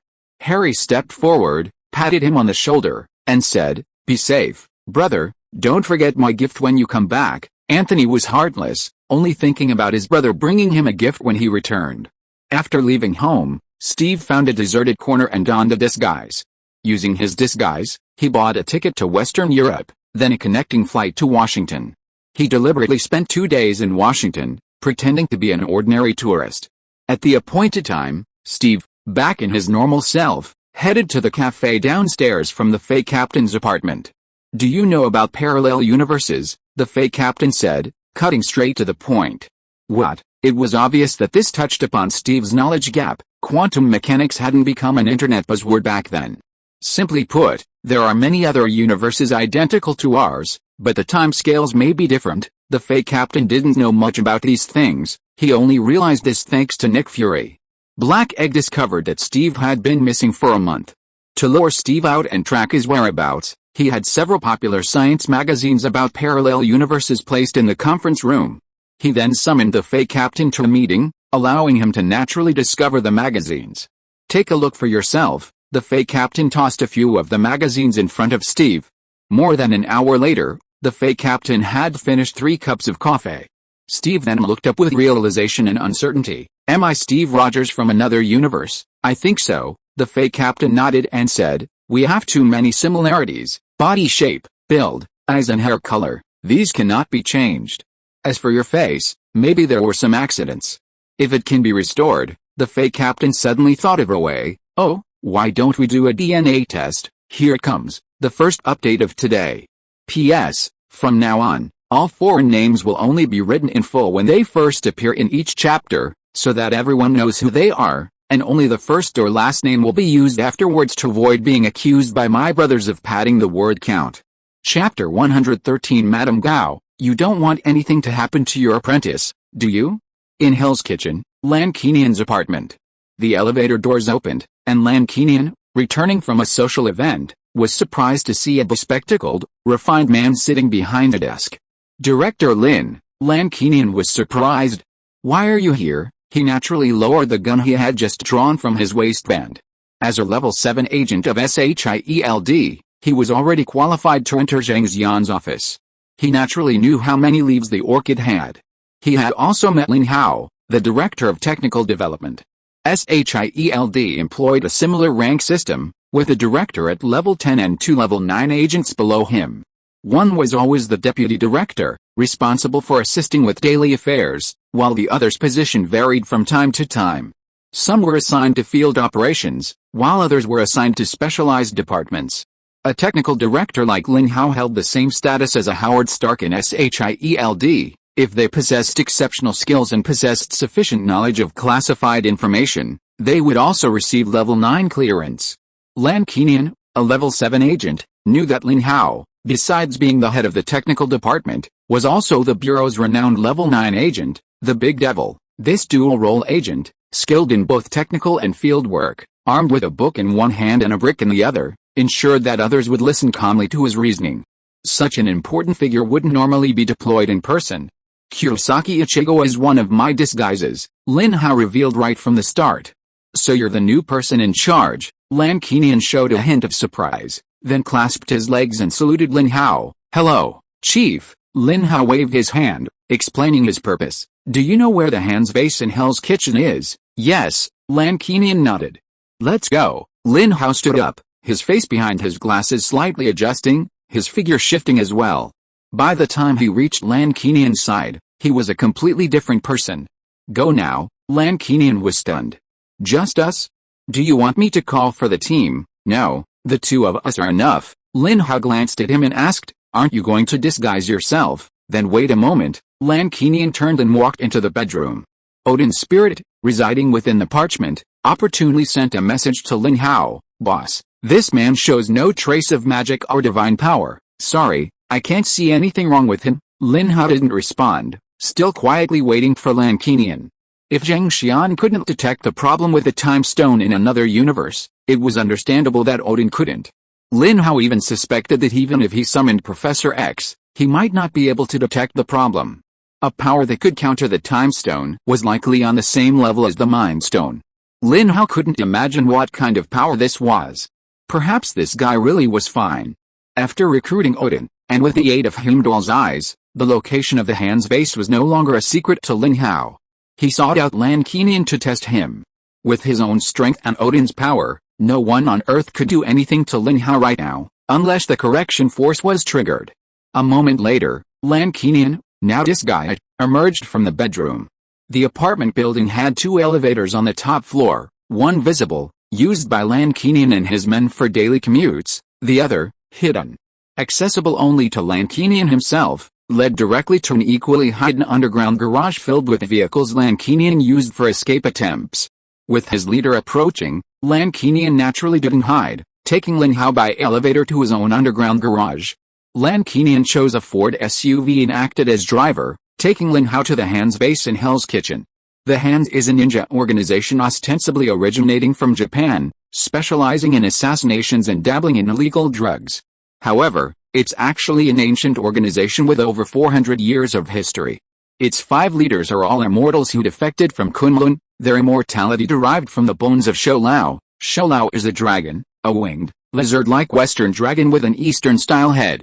In short, a deliberately disgusting hybrid. This dragon lives in Kunlun City, nestled within Kunlun Mountain, a dimension separate from Earth. Anyone who defeats Shoulao can plunge their fists into a brazier containing the immortal dragon heart and gain the power of the Iron Fist. After being slain, Shoulao is reborn 10 years later, awaiting the arrival of the next dragon slayer. Over 400 years ago, 5 leaders of the Hand stole a set of Shoulao's remains from a previous death. Using these dragon bones, the 5 achieved immortality.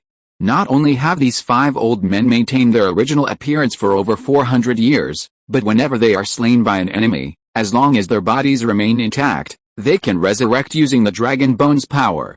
Unfortunately, this time, they've been targeted by the Great Demon. Is this the place? Lin Hao gazed at the Japanese restaurant before him. This is the business area up front. There's a warehouse in the back, which houses the Ninja Dojo. The building next door is also their property, but it's full of peripheral thugs. Entering from here will get you to the core area faster, Lan Keenian explained to Lin Hao. Lin Hao then pushed the door open, exited the car, and swaggered inside. The Japanese restaurant was elegantly decorated, and quite a few customers were dining. However, the patrons who dared to visit Hell's Kitchen were mostly burly and heavily tattooed. Lead the way, Lin Hao said, confident that Lan Keenian must have gathered inside information about the Hand's stronghold. Okay, Lan Keenian led them directly to the kitchen. Sir, that's not allowed. Lin Hao swung out a golden band of light, binding the hands and feet of several of the thugs. The diners were stunned for a moment, then quickly left.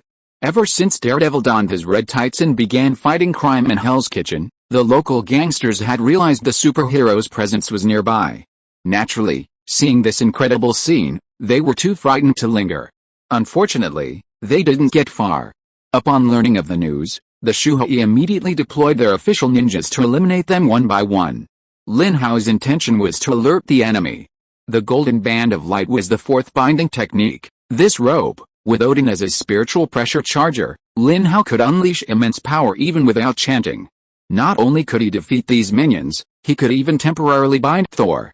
He continued his reckless march, passing through the Japanese restaurant kitchen and arriving at the dojo in the warehouse. A man in samurai attire, wielding a Japanese sword, was already waiting there, with a group of black-clad ninjas standing behind him.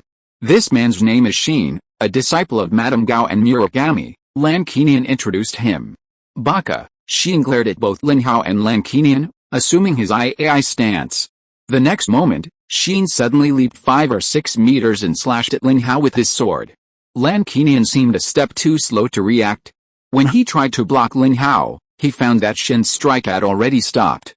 A slender finger stood before the razor-sharp blade. Lin Hao, with a single extended finger, blocked a blow capable of slicing through iron. In the world of Dragon Ball, Chi significantly enhances physical fitness. After developing a Kigen training method, Lin Hao's physical strength grew exponentially. After 6 months of training, he could withstand artillery bombardments with his body alone, leaving no trace.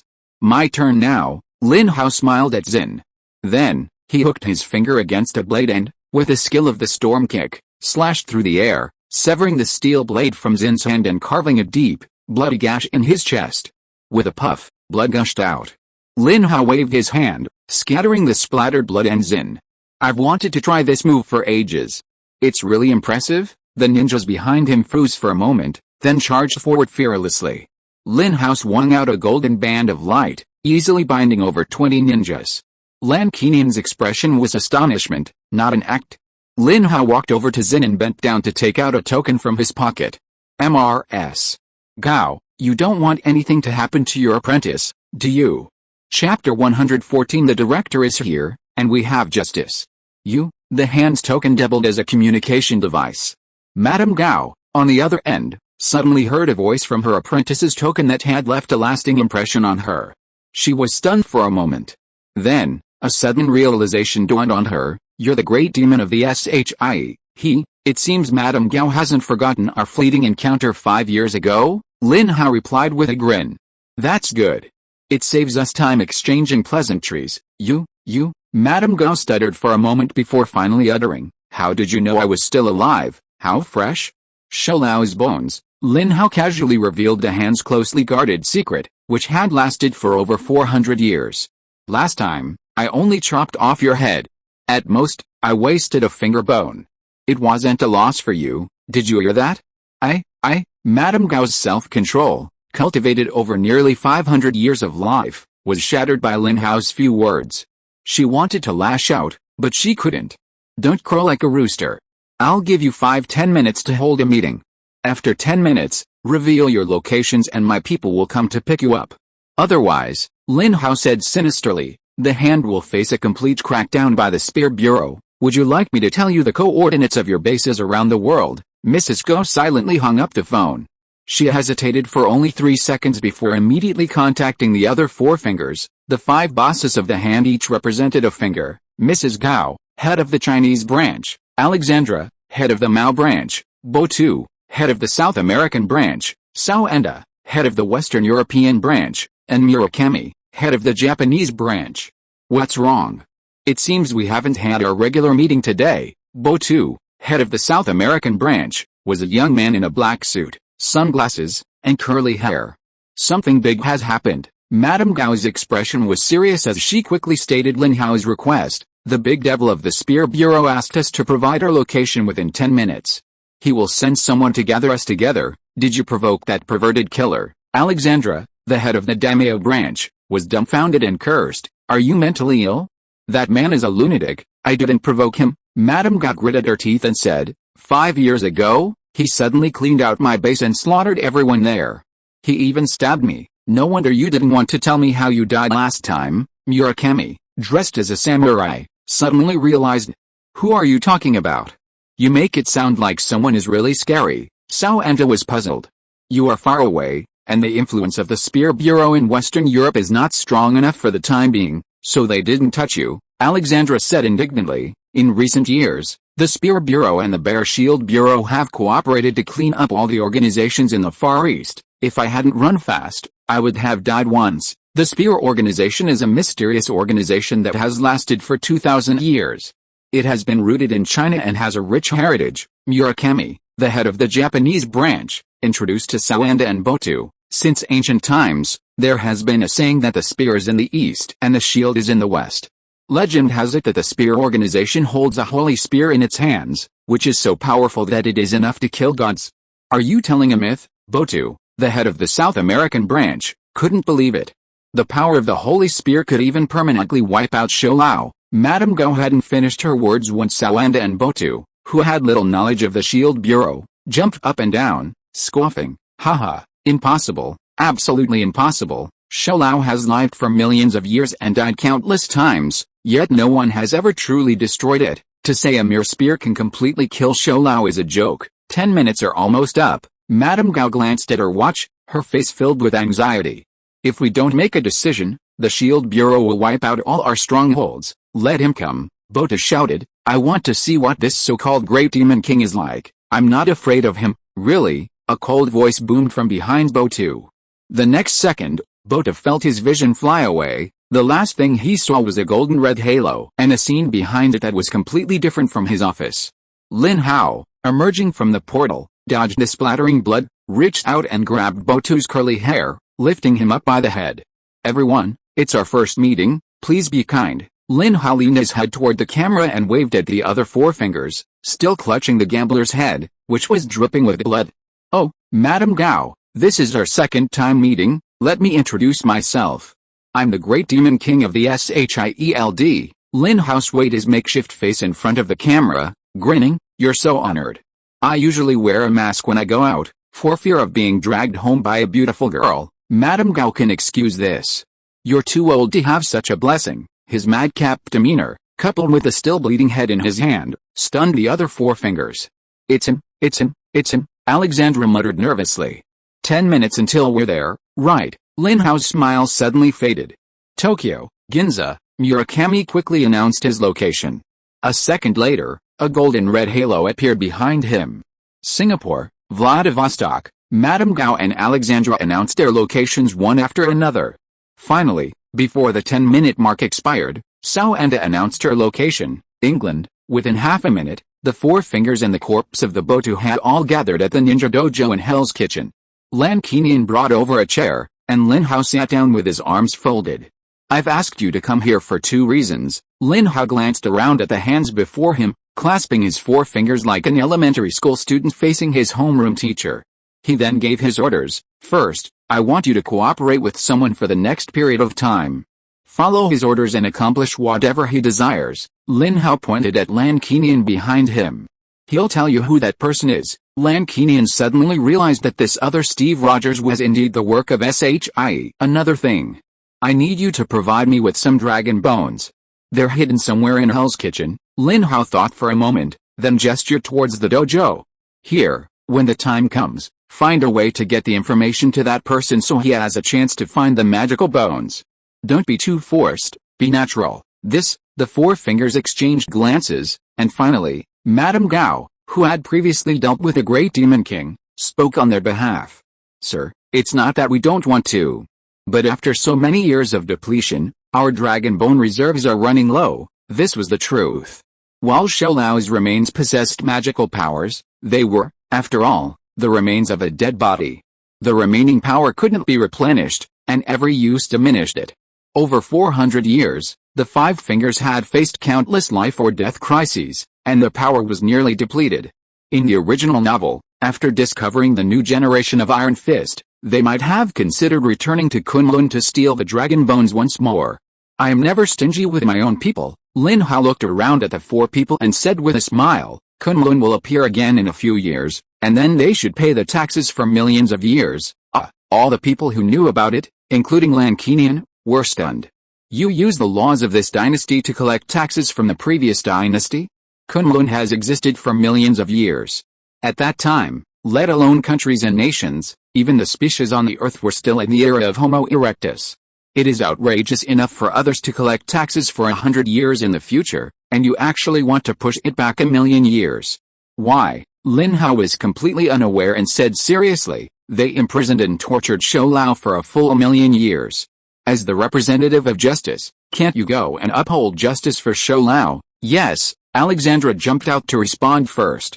The burly man forced a flattering smile. The Lord of Kunlun City is stupid and unjust, and the people of Kunlun have been waiting for rain for a long time. The director is here, and there will be justice. The third update. Chapter 115 Steve Rogers, this isn't how America should be.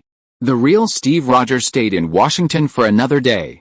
He finally accepted the Fey Captain's suggestion and provided a hair follicle. He believed the Fey Captain was also a beneficiary of the super soldier serum, so there was no need to deliberately obtain his sample.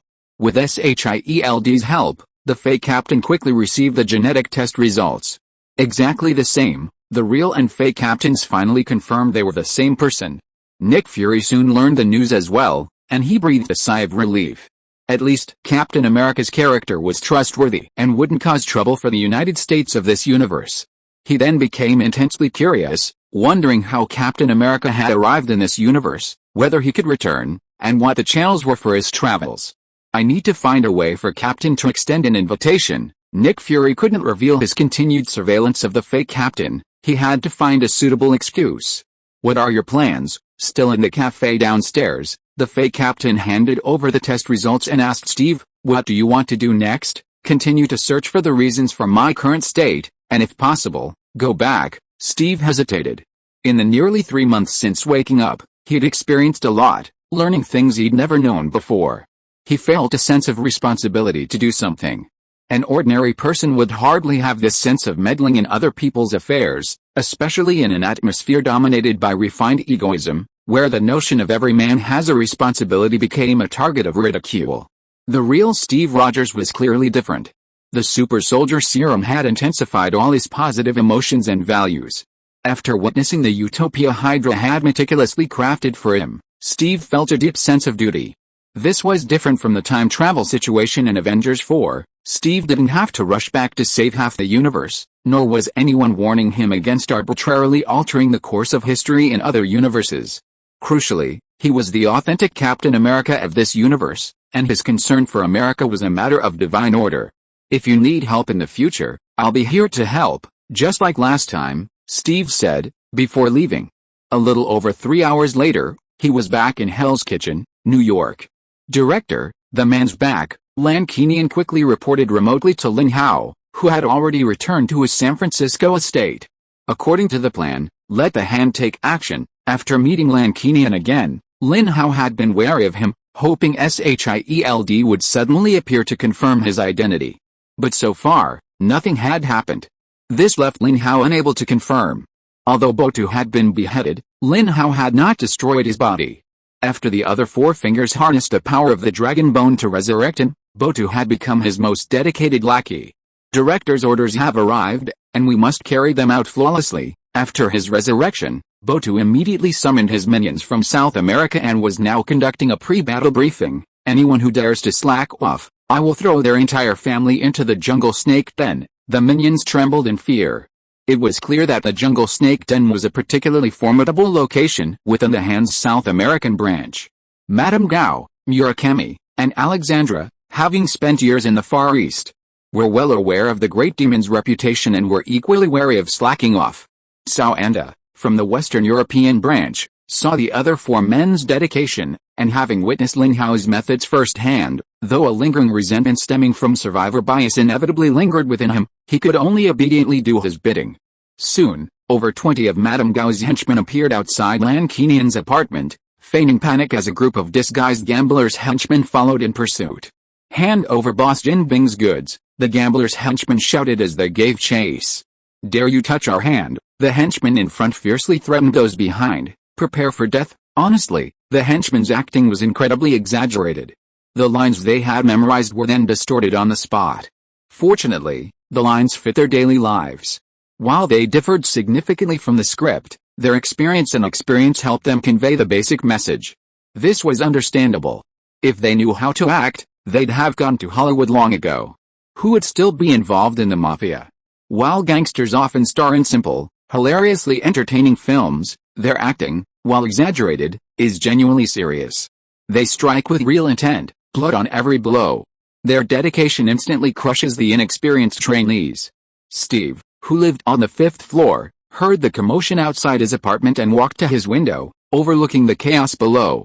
Two factions exchanged blows, and passers-by watched. Some were indifferent, while others wore bloodthirsty grins, the mere sight of blood enough to excite them. This deliberate exploitation of human blood deeply stung Captain America. This shouldn't be like this, Steve muttered to himself. This isn't how America should be. Steve, who still considered America his spiritual home, saw this scene and suddenly made a resolution. Although he had witnessed similar scenes countless times before, his experience in the utopia of Sokovia had elevated him. He had previously believed these things were unavoidable and unsolvable. A criminal is a criminal, and a dog can't change its nature. All he could do was put on a straitjacket and keep arresting criminals, trying to stop the fire. Now, Steve truly understood the underlying reason. It wasn't a problem, it was just a lack of leadership. Since someone needed to take the lead, it was up to him, Captain America, to take the responsibility. Resolved, Steve went downstairs and onto the street where the fray was raging. He didn't rush to intervene, but quietly followed the smaller, defeated faction. "Madam, the fish has taken the bait," Madame Gao's henchman immediately reported. "Proceed as planned, take him to the temporary base," Madame Gao ordered hastily. Meanwhile, Kingpin, at Fisk's tower, received the news. "When did the hand steal my goods?" The burly, towering Kingpin was bewildered. "How could I not know? Damn it, this has to be a conspiracy." Kingpin, no fool, immediately realized. He grabbed the phone and began notifying his henchmen across various properties with only one request: guard against the hand's attack and protect his property. Unfortunately, under the remote control of an unnamed Director Lin, the hand launched an all-out attack on Kingpin's properties that very night. Hell's Kitchen erupted in chaos. Upon learning of the situation, the Manhattan police remained silent, merely notifying the funeral home and hospital to clean up the mess. This territory had been deliberately left as a garbage dump by the masters, outsourcing any tasks they couldn't handle themselves to the garbage within. Hell's Kitchen had its value. The chaos of Hell's Kitchen wasn't to be feared. What was feared was someone trying to consolidate the garbage dump, and even more so, someone telling the garbage that they didn't have to be garbage. After a night of observation, Steve settled on the hand as his target. In his opinion, Kingpin's power was greater, while the hand, due to its low profile, appeared relatively weak. In the early hours of the morning, Steve broke into Madame Gao's makeshift base. "I think you should have a new boss." He disabled the comment limit and cleared out some of the pointless, negative comments to avoid disrupting his writing. "I'm bound to be scolded for writing this, but the ones that were posted and seen by me were actually relatively peaceful, and those radical words were directly deleted after being reviewed. If you're listening to this novel on a channel other than Fanfic World, it means they downloaded and uploaded it without effort. We cordially invite you to visit our channel, Mundo Fanfic Novelis.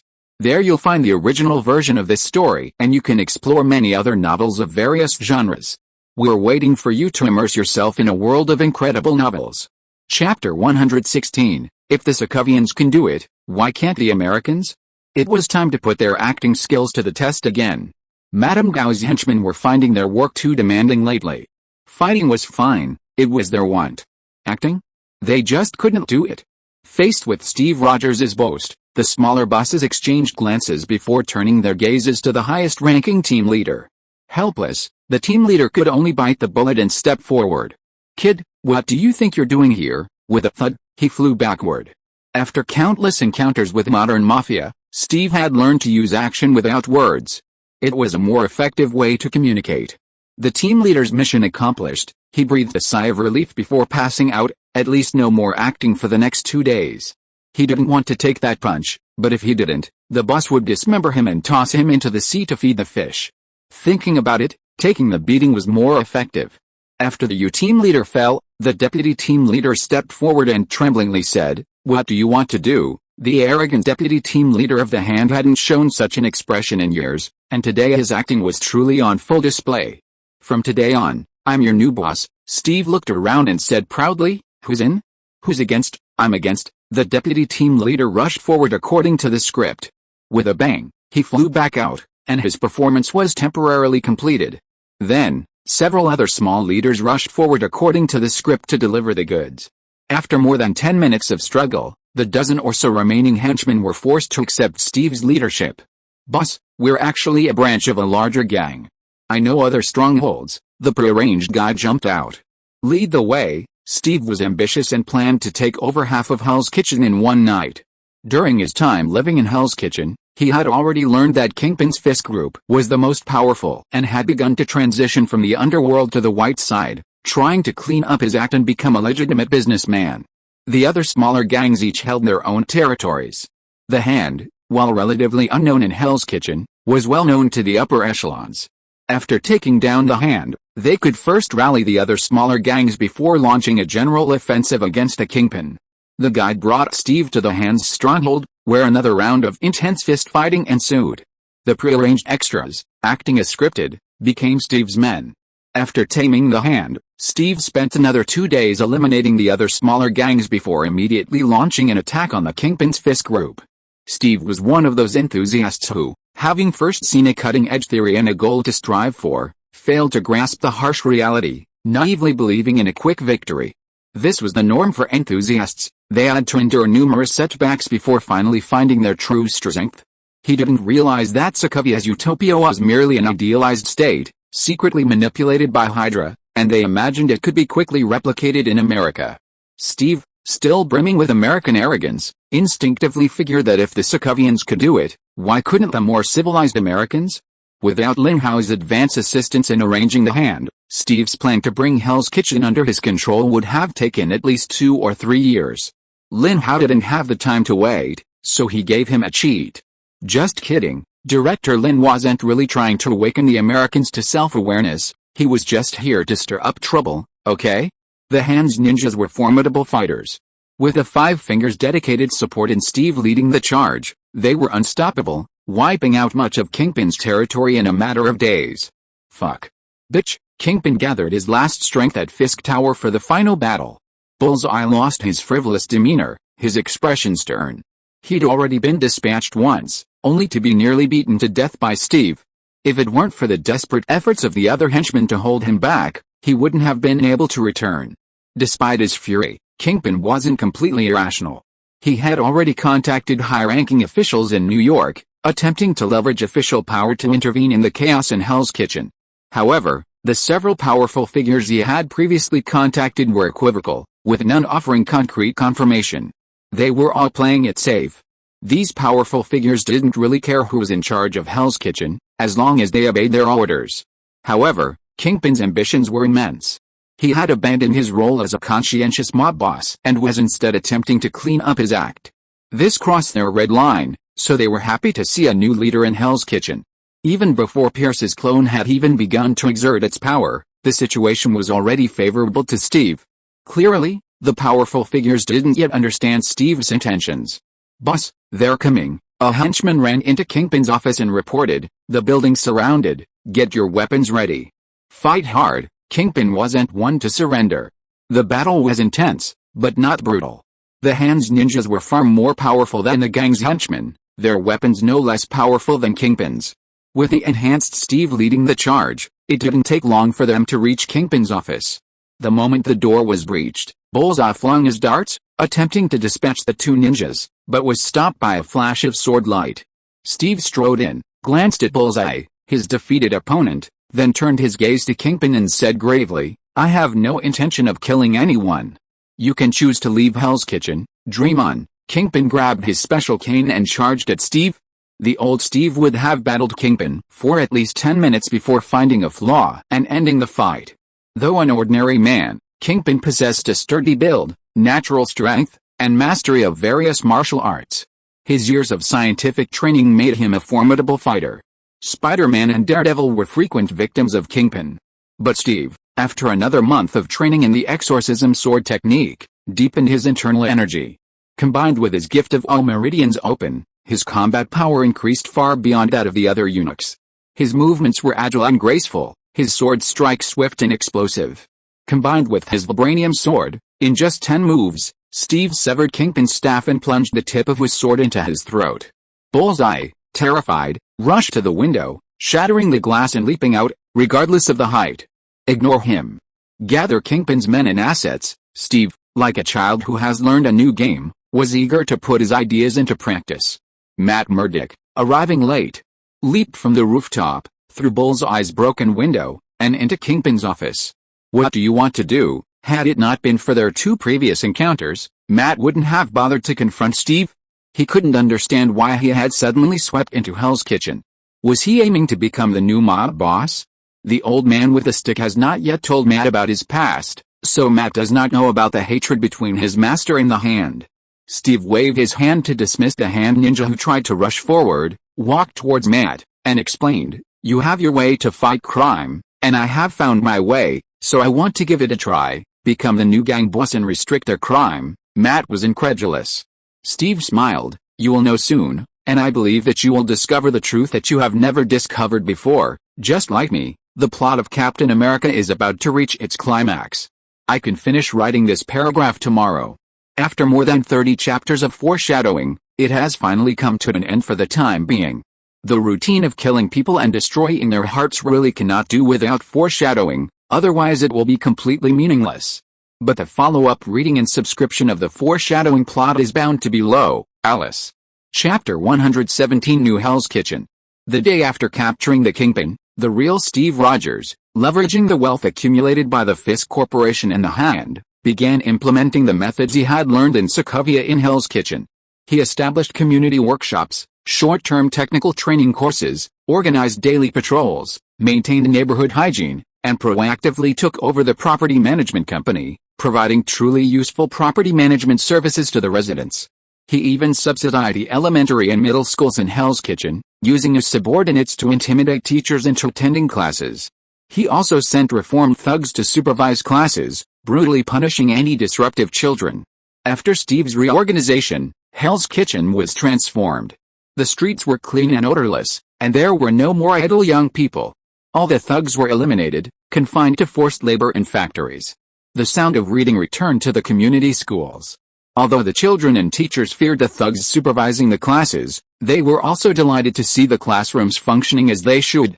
The Hand, of course, played a significant role in this effort, physically eliminating any troublemakers who dared to oppose it. For the first time, the assassin organization was being used for real work. Steve had no idea how many troubles the Hand had intercepted behind the scenes, but he was incredibly pleased with a revitalized community. See? It takes more than just a tight-fitting suit to eliminate crime, Steve said, taking Matt Murdock on a tour of the new Hell's Kitchen. Matt was incredulous. As a young man, he had never imagined that the dark side of Hell's Kitchen could have such a bright future. How did they do that? Matt's perspective was profoundly shaken. His father was an underground boxer, and growing up in poverty gave him a natural affinity for the poor, having lived there himself. However, having studied law in college, Matt harbored the arrogance of a smart eagle, never truly understanding the perspectives of the poor, always adopting a condescending, alms-giving attitude. Acting as a law enforcement lawyer by day and a rule-breaking vigilante by night, Matt felt an emotional urge to do something for the poor, but he never quite grasped their true nature. Similarly, no one had told him that the poor didn't need handouts or salvation, they needed a true leader who stood with them, a fair chance. They didn't need a superhero, they needed a leader. As you can see, we don't actually have to save them. If we give everyone a chance, everyone can save themselves. Steve finally grasped this truth after experiencing it himself. Unfortunately, no one gives them a chance. The Hand has been working tirelessly these days. Despite numerous casualties, the Five-Fingered Group has kept things under control. The Hand is a strictly controlled organization, and the ninjas are brainwashed from childhood, becoming obedient killing machines. The five old men, relying on their immortality, maintain a tight grip on power. Beyond them, the Hand is completely silent. Such organizational strength would make Hydra drool. If Hydra could achieve such unanimous support, they would have reclaimed the hive long ago. No, Captain, a Hand leader, following the script, came to Steve and reported, "We just found an old warehouse with a lot of valuables inside. We need you to check it out." Ever since he began transforming Hell's Kitchen, Steve disliked his men calling him boss. Instead, he wanted them to call him Captain. In his opinion, Captain was the one who led the way. Matt, take a look around. Hearing about the discovery of another warehouse, Steve naturally wanted to go and take inventory. Transforming Hell's Kitchen was a rewarding endeavor, but it required a significant investment. Steve had already raided every gang's coffers, but the money was still flowing freely. After the community factory went into production, Steve encountered a serious problem: the goods were simply not selling. The community factories in Sokovia were able to achieve a modest profit, partly because Hydra had blocked outside influence, including dumping, and partly because Sokovia's economy was underdeveloped and residents had low demands for daily necessities, allowing the groceries produced by these underdeveloped community factories to find a market. But this was Hell's Kitchen, nestled against Manhattan, one of the world's most economically developed areas. With the community factory's meager production efficiency and outdated craftsmanship, even a loss-making sale couldn't rival the finished goods from the street. Hell's Kitchen residents preferred to buy everyday goods from the street over those made in the community factories. They were not only cheaper but also of better quality. Steve had no choice but to buy the goods himself and then rack his brains to find a market. He was desperate for cash. So, upon hearing about the new income, he rushed over immediately. "Captain, it's too dusty. Wear a mask," the Hand leader said, considerately. Steve entered the dusty old warehouse and, as expected, found some aged but still valid banknotes, as well as a fair amount of jewelry, jade, and weapons and ammunition. It looked like a typical gang warehouse, and Steve didn't suspect anything. What's this? Steve walked to the wall and saw a crystal-clear fossilized bone placed on an old wooden table. It was long and curved, a bit like an ivory ornament. I don't know, but it might be something valuable. It was time for another test of his acting skills. The hand leader slowly lowered his head, afraid Steve would notice something was wrong. All right, take it out and get an estimate. Steve reached out and embraced the fossilized bone. At that moment, a golden aura erupted from the bone, rapidly climbing up Steve's hands and spreading across his entire body in the blink of an eye. All the scars on his face from Hydra's malicious plastic surgery healed, and even his pants grew a little larger. Yes, that familiar swelling sensation. Oh my God, Captain, you look so handsome. Captain, you seem. Several hand leaders nearby began to act out their exaggerated performances. They knew exactly what the bone was. If they hadn't been brainwashed since childhood about the dragon bone's function, they would have stolen it and escaped. This, Steve was stunned. He immediately reached up to touch his face, then looked down. Back, Steve exclaimed in delight. Haha, back what? The hand's henchmen were puzzled. This question was beyond the scope of the script, not even in the original. Steve naturally wouldn't answer them. He excitedly pointed at the dragon bone and asked, "What is this? Why is it so magical?" "I don't know." Several hand henchmen shook their heads. "We haven't been to this warehouse. It might have been something the previous boss collected, but why would such a magical thing be left here by the previous boss? Could it be that the previous boss didn't have this magical effect when he discovered it?" Steve glanced at the group and suddenly pointed at one of them, also with a scour on his face. "Come here and touch it." The henchman reached out without hesitation. No golden ore emerged from the dragon bone. Strange, Steve wondered, does it take time for it to regain its energy? "Captain, you're right," several hand henchmen echoed in unison. "That must be it." Serious reminder, for the next chapter, please try to use pronouns when commenting, or use pinyin. I'm a little flustered. Chapter 118, Bricks must be guns, cloth must be fire. Steve stopped dwelling on why the dragon bone had lost its energy and returned to counting the treasure. Several hand henchmen breathed a sigh of relief. Fortunately, the script anticipated Steve's potential reaction, pre-programming their lines, otherwise, they would have been unstoppable. The dragon bone's reaction was perfectly normal, as it was already a bone nearing depletion of energy. Given the scarcity of dragon bones, how could they expect the 5 veterans of the hand to produce a fresh bone brimming with energy? These 5 veterans had been using the energy of dragon bones for over 400 years and had long since mastered the dosage. They had deliberately selected a bone with only enough residual energy to partially heal injuries, but not enough to resurrect a single person. Once used up, the energy was gone, and restoration was impossible. Steve had no chance to verify the authenticity of the bone, as he was running out of time. The changes in Hell's Kitchen had lasted less than 2 weeks before the bigwigs noticed them. In fact, they had already noticed the anomaly when Steve organized patrols to clean up the streets. However, the bigwigs dismissed it as another new gang's ploy to amass wealth, so they ignored it for the first week. They were well versed in this tactic, first offering customers a sweet treat, then raising their knives to carve off chunks of meat, demanding payment.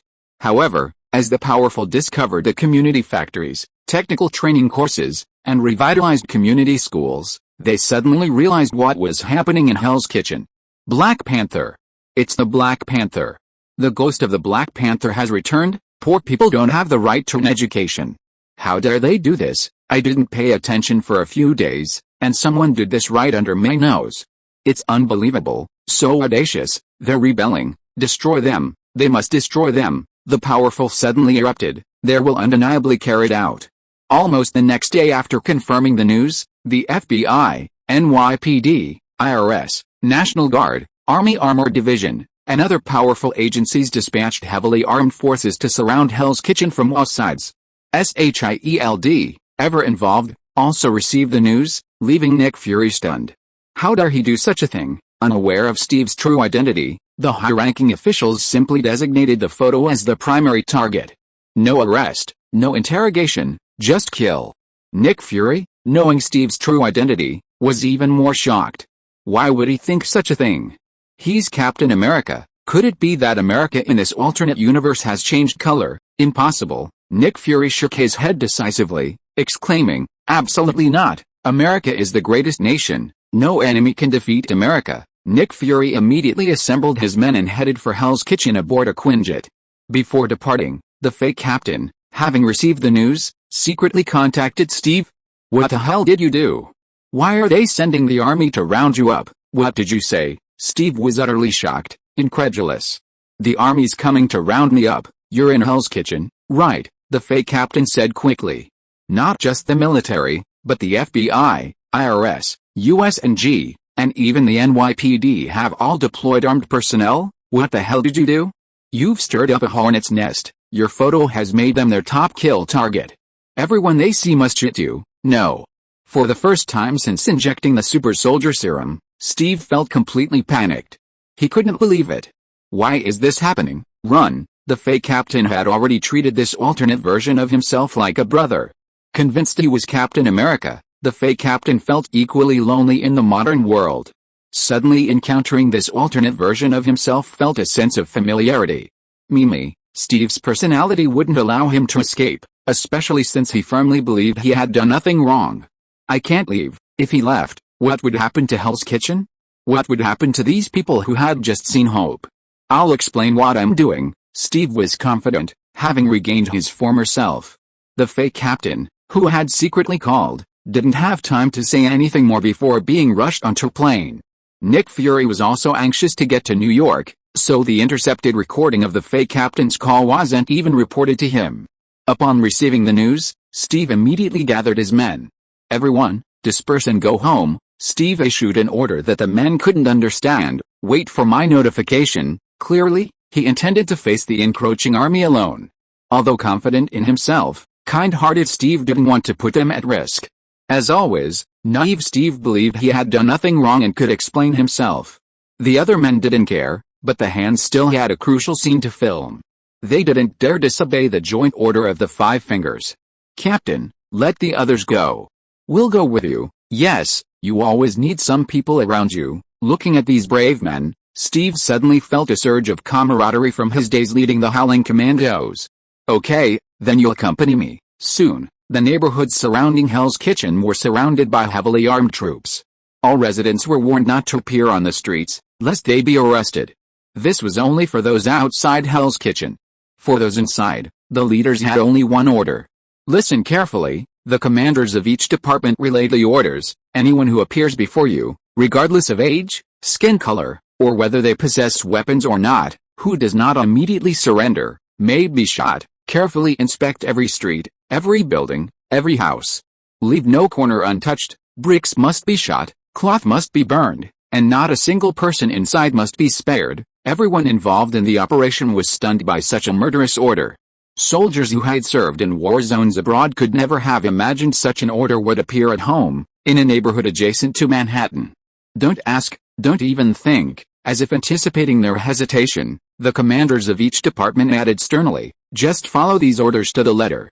Anyone who fails to do so, submit to resignation now. This statement instilled even more pressure than before. Who cares? It's not my friends or family who died. After the mobilization, armed personnel from various departments rushed into Hell's Kitchen, completely encircling these newly renovated neighborhoods. Steve, along with a few others, calmly walked towards the intersection. Watch your words. Chapter 119. Steve, do you dare to take off your pants? Nearly 10,000 armed men participated in the Hell's Kitchen raid, surrounding the several blocks from all sides. Even patrol boats appeared in the Hudson River, ensuring no one could escape. Facing this overwhelming force, the genuine Steve Rogers, like a lone warrior, bravely approached the intersection. This man Captain America? Why is he here? Among the armed men at the intersection happened to be members of SHIELD, so they turned their heads and saw another Captain America, in uniform and holding a shield, among the SHIELD troops.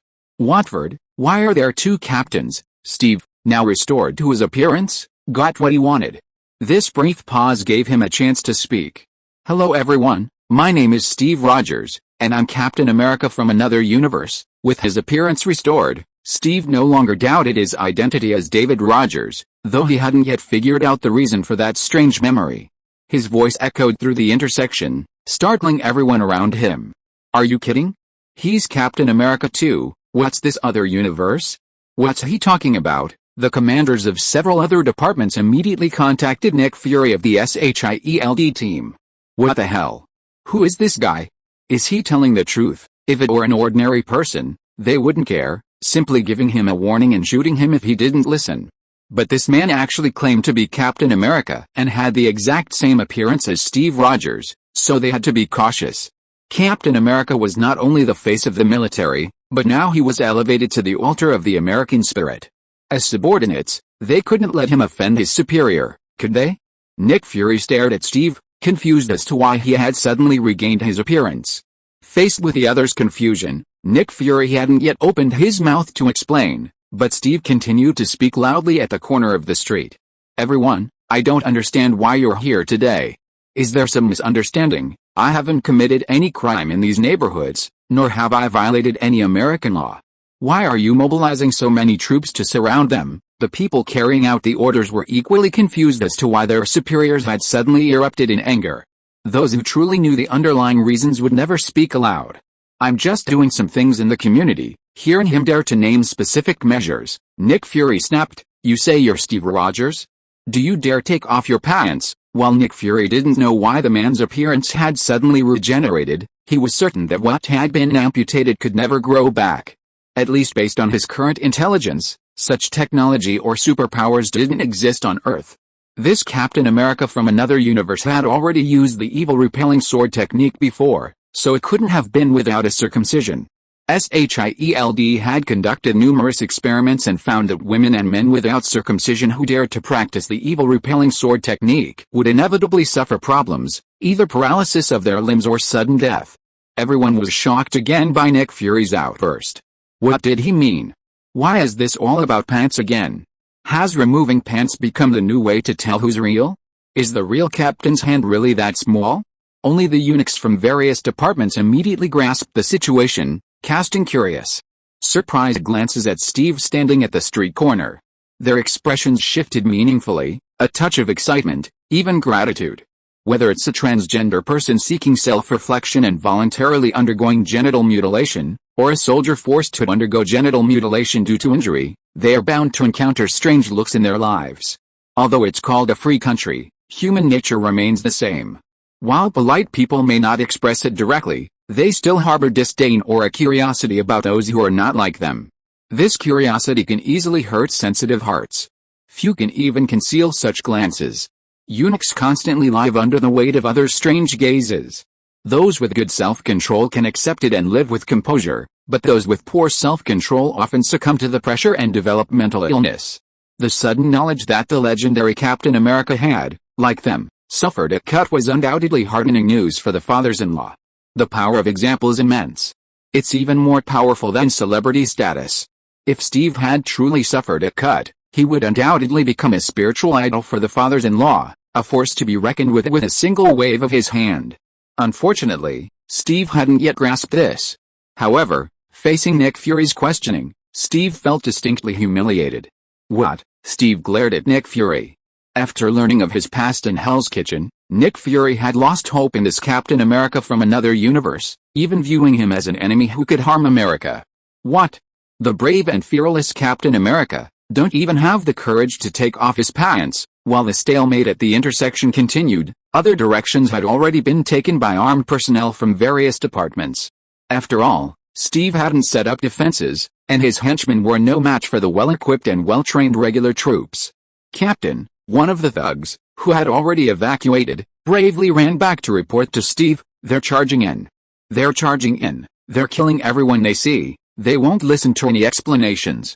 They didn't even spare the elementary school. The man let out a heartbreaking wail. After all Steve had done, he had finally gained some true fans. What did you say? Steve's voice soared, his eyes wide with shock. Dead bodies everywhere. The armed men involved in the operation had all had silencers installed on their weapons, as they didn't want the residents of neighboring Manhattan to hear the carnage. Finally, the fleeing Hell's Kitchen residents appeared on the street, pursued by armed men. Bullets flew indiscriminately, blood and flesh splattered. Steve witnessed the scene firsthand. Why? Why? Steve roared in agony. He turned and glared at Nick Fury and the other officers, shouting, "You actually massacred your own people. What did they do wrong?" Nick Fury didn't bother to answer, but inwardly he sneered, "You're responsible for their current fate." If there was nothing else to do, he could just put on a straitjacket and go catch criminals. And you dared to let them have hope? If so many poor people saw hope, how could the capitalists sleep? Steve, you've already met your end. All of a sudden, more and more people were fleeing into the street, desperately trying to find a way out. Assholes, Steve rushed forward to rescue them. Commanders from all departments immediately gave the order to attack. And the eunuchs rushed out, swords drawn, surrounding Steve. Steve rushed forward to grab the sword from one of the men and instinctively launched a sword attack, but his internal energy was disrupted, his yang energy surged, and he felt an unbearable heat throughout his body, and he spat out a mouthful of blood. Steve finally remembered what Eunuch Tai had told him that day: if you want to practice this skill, you must castrate yourself first. Chapter 120, Calling a deer a horse, Turning the false into the true. The slaughter continued. Surrounded by the eunuchs, the real Steve Rogers dared no longer use his swordsmanship, relying only on brute force to push forward, yet he could not break through the encirclement. He was anxious and frustrated, and the eunuchs were also disappointed. They realized that Steve could not use the Evil-Repelling Sword technique, which meant that the enemy had clearly failed. He felt deceived. Captain Rogers, this guy claiming to be Steve Rogers is not worthy of being Captain America. Nick Fury looked at the fake captain beside him and said seriously, "You are Captain America." But the fake captain knew the genetic test results, and he thought Nick Fury didn't know.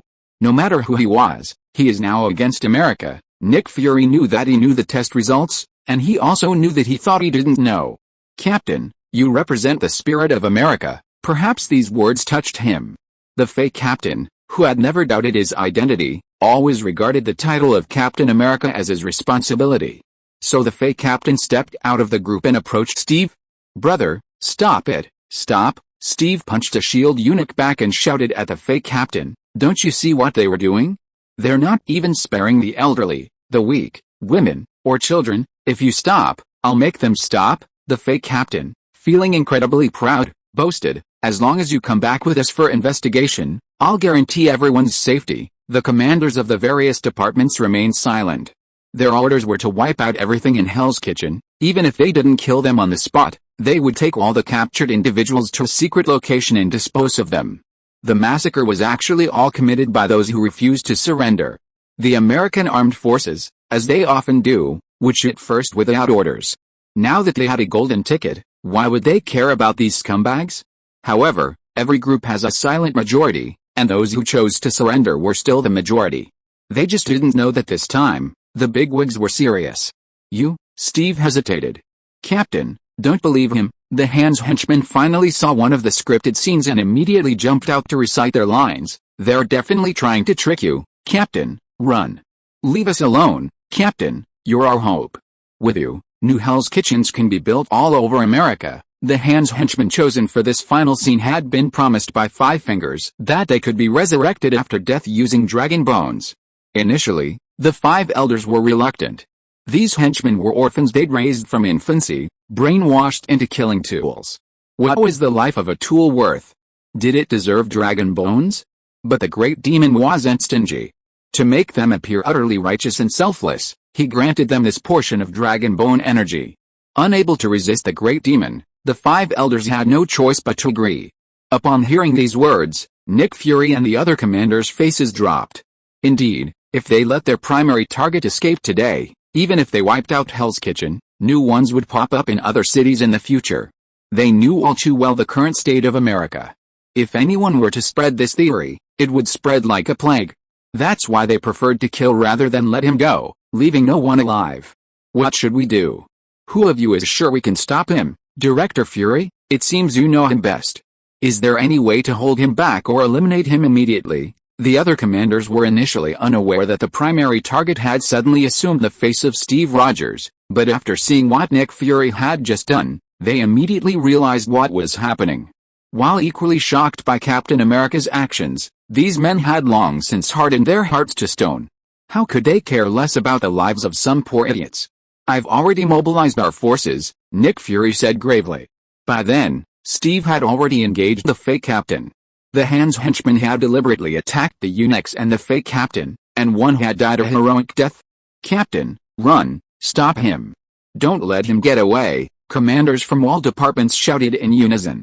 Unable to use the exorcism sword, Steve could only engage the fake captain in a fist-to-fist duel. As the fight dragged on, the fake captain unexpectedly grew stronger. Lin Hao, who had long since placed a video snail in Hell's Kitchen, watched the live broadcast from his San Francisco estate. Interesting. Calling a deer a horse, turning a fake into a real one, the fake captain on the live feed grew stronger with each battle, already possessing the demeanor of the genuine Captain America, forcing a 50-50 fight against any formidable foe. While Steve couldn't use the exorcism sword now, his internal energy had nourished his body over the past month or two, and even without using it, his physical fitness was superior to the unchanging fake captain. However, the fake captain on the screen was forcing himself to burst forth, at one point dominating Steve. So if he really doesn't obey, you'll just switch to fake one. Lin Hao continuously activated his observation haki, but there were no danger warnings. From previous experiments, Lin Hao already knew that world consciousness was like a running program, not under 24-hour monitoring. As long as the underlying logic was not disrupted, the correction power would not be triggered. While the fake Captain America was fake, he was a genuine technological creation, aligning with Marvel's two cornerstones of technology and magic. He wasn't some freak who didn't fit in. There are many similar human-created beings in the Marvel universe, with Vision being the most iconic example. Lin Hao hadn't expected the world consciousness to be so manipulative. After witnessing the real Captain America betray the American Eagle spirit, it went so far as to call a spade, deceiving the fake and elevating the fake Captain America to the top. The world consciousness's favor had shifted. But considering the Eagle's tendency to thrive if they obey, and perish if they disobey, it's understandable. If you dare to defy American values, even if you're real, you'll become a fake, because America is always glorious, great, and correct. So, if I hadn't thrown in the fake Captain America, the correction force would have been triggered, and someone would have re-brainwashed Steve. Lin Hao suddenly thought of this. In other words, the program runs automatically, checking itself first, and only prompting the programmer to intervene if it finds a bug it can't fix on its own. The more he thought about it, the more he felt that this was probably the case. Lin Hao's eyes suddenly lit up. Then there will be fun. After the mistake of fishing and catching the Void Beast last time, the true or false Captain America plan was originally intended to further explore the world consciousness. The result was very good, allowing Lin Hao to gain a deeper understanding. I wish you all a happy weekend. Anyway, I don't have a weekend anymore, I need to write. Chapter 121 I have found my own path, what about you? Although the high-ranking officials had issued a strict ban on recording or video equipment before launching the Hell's Kitchen operation, shut down all surveillance cameras in Manhattan, and silenced their media outlets, some powerful individuals were still watching the live broadcast. Besides Lin Hao, several Hydra executives were also watching. Gideon Malik was offline today, apparently unwilling to see Alexander Pierce again. Alexander, this is bad. Baron Strucker, the leader of the Sokovia branch, arrived late and anxiously said, the Rogers family has suddenly disappeared. Pierce's clone, unsurprised, scoffed. Haha, you'll see where they are soon. Sure enough, the live footage showed FBI agents suddenly escorting two adults and a child to a street corner and shouting at Steve Rogers, who was struggling with the fake captain. David Rogers, look who's here. Steve looked up and saw the Rogers family. Harry, Lena, and Anthony stared blankly at the unfamiliar Steve, unable to recognize him. It's you, Stark, watching the live stream, stared at Pierce, then shook his head. No, it's Malik. Daniel Whitehall rolled his eyes behind his glasses, taking in the composed Pierce. He realized that Malik's actions had been anticipated. This idiot wants to show off, so let him. Pierce's clone shook his wine glass with a sneer. It's time to ignite this fire. Whitehall and Stark felt a renewed sense of fear from Pierce. This guy had grown increasingly mysterious and powerful lately. Not only was his tactics sophisticated, but he was also incredibly cunning. At the intersection of Hell's Kitchen, Steve saw the kidnapped Rogers family and shouted anxiously, Dad, Mom, Anthony, did everyone hear that? An FBI agent shouted over a megaphone, This guy isn't Steve Rogers at all. Everyone knows Captain America has no parents or family. This guy is just an imposter who had plastic surgery to look like Captain America. This agent was clearly sent by Malik to publicly disprove Steve's identity and thwart Pierce's plans. Malik didn't dare to do anything too radical, fearing Hydra's discovery, so he resorted to subtle tactics. Unfortunately, he didn't realize that his subtle actions had been orchestrated by Lin Hao. Pierce's clone had deliberately provoked him as part of the plan. The crowd erupted in shock. So that's it. I was wondering how there could be two Captain Americas. This guy is a shameful imposter. The naive quickly believed this, but the more thoughtful remained silent. If this person wasn't another Steve Rogers, why was his figure and build exactly the same as Captain America's? Even his movements were nearly identical. Get down on your knees and surrender, Malik's men yelled at Steve, or your family will face the harshest punishment. Fuck you, Steve raged. Do you still have any cowboy spirit left? Fight me if you dare, David. Are you David? Lena Rogers stared blankly at Steve, whose face and voice had changed. Harry Rogers closed his eyes in agony. The future he refused to accept had finally arrived.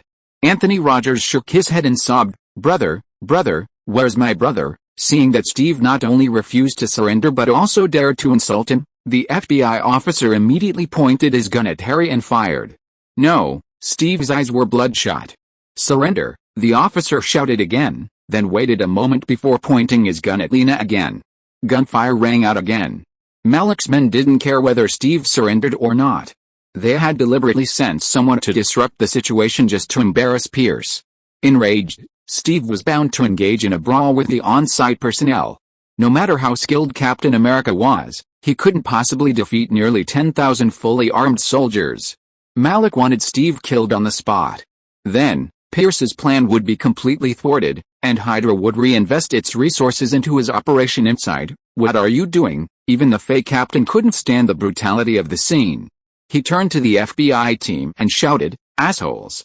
I can handle him, brother, Anthony said, bewilderedly staring at Steve. Steve's resolve crumbled at that moment. He placed his hands on his belt and yanked it down hard. Everyone's eyes turned. So it's quite a weapon. Steve bent down, picked up the longsword from the ground, and with a sharp, wielding sword, he thrust it down fiercely. A flash of light flashed, and blood gushed out. Steve's expression remained resolute. The fake captain standing before him was stunned. I found my path. What about you? Steve calmly pulled up his pants, his deep eyes fixed on the fake captain. Are you still going to stand in my way? Are you going to continue living in a daze? Attack. Attack now. Nick Fury was horrified. He had never expected Steve to grow back, and even more so, he hadn't expected him to be so decisive in cutting it off again. He sensed Steve's determination, a resolve to uphold his values at all costs. This Steve Rogers couldn't be spared, he had to be killed immediately. The SHIELD agents immediately pointed their guns at Steve, but the FBI hesitated. They hadn't expected this to be Captain America, and they hadn't expected him to cut himself openly. This was the Captain America they needed. This was their true spiritual leader. After cutting himself, Steve re-energized his inner energy, unleashing his Evil-Repelling Sword technique. Transformed into a ghostly figure, he charged towards the FBI team. He was going to rescue Anthony. Standing there, the fake captain silently gazed at the pool of blood and the all too familiar corpus cavernosum. He didn't understand, he truly didn't. Why had it come to this? Why would another Steve Rogers make such a choice? Kill him. Every commander on the scene gave the kill order. Like Nick Fury, they were shocked by Steve's determination and even more afraid to let such a formidable enemy go. Steve quickly rescued Anthony, but the added burden slowed his speed, and he had to swing his sword to block the bullets aimed at Anthony. In the blink of an eye, multiple wounds appeared on his body. The troops participating in the Hell's Kitchen raid quickly converged on the street corner.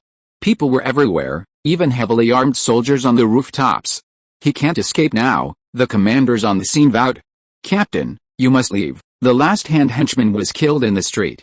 Ho ha, I never thought doing the right thing would end up like this. Steve laughed to the sky, without a trace of regret or fear. Come on, let my sword show you what you call right. Attack. Kill him, the commander shouted from behind. Suddenly, a beam of colorful light descended from the sky. Thor, holding Thor's hammer, reappeared, erupting with surging lava. instantly killing a large number of armed personnel around Steve. Tisk tisk. I've never seen such a shameless country like you. Before Thor came, he was warned by his father not to refer to the despicable Americans as Earthlings, because there are many countries on Earth that are different from America. Looking around, he did not hide his sarcasm. Odin had already told his son Steve what he had done in Hell's Kitchen, and explained to his son why the American bigwigs wanted to wipe out Steve and Hell's Kitchen. Although he was stubborn, Thor, who had a positive outlook, simply couldn't believe that there was such a despicable country in the universe. So he came.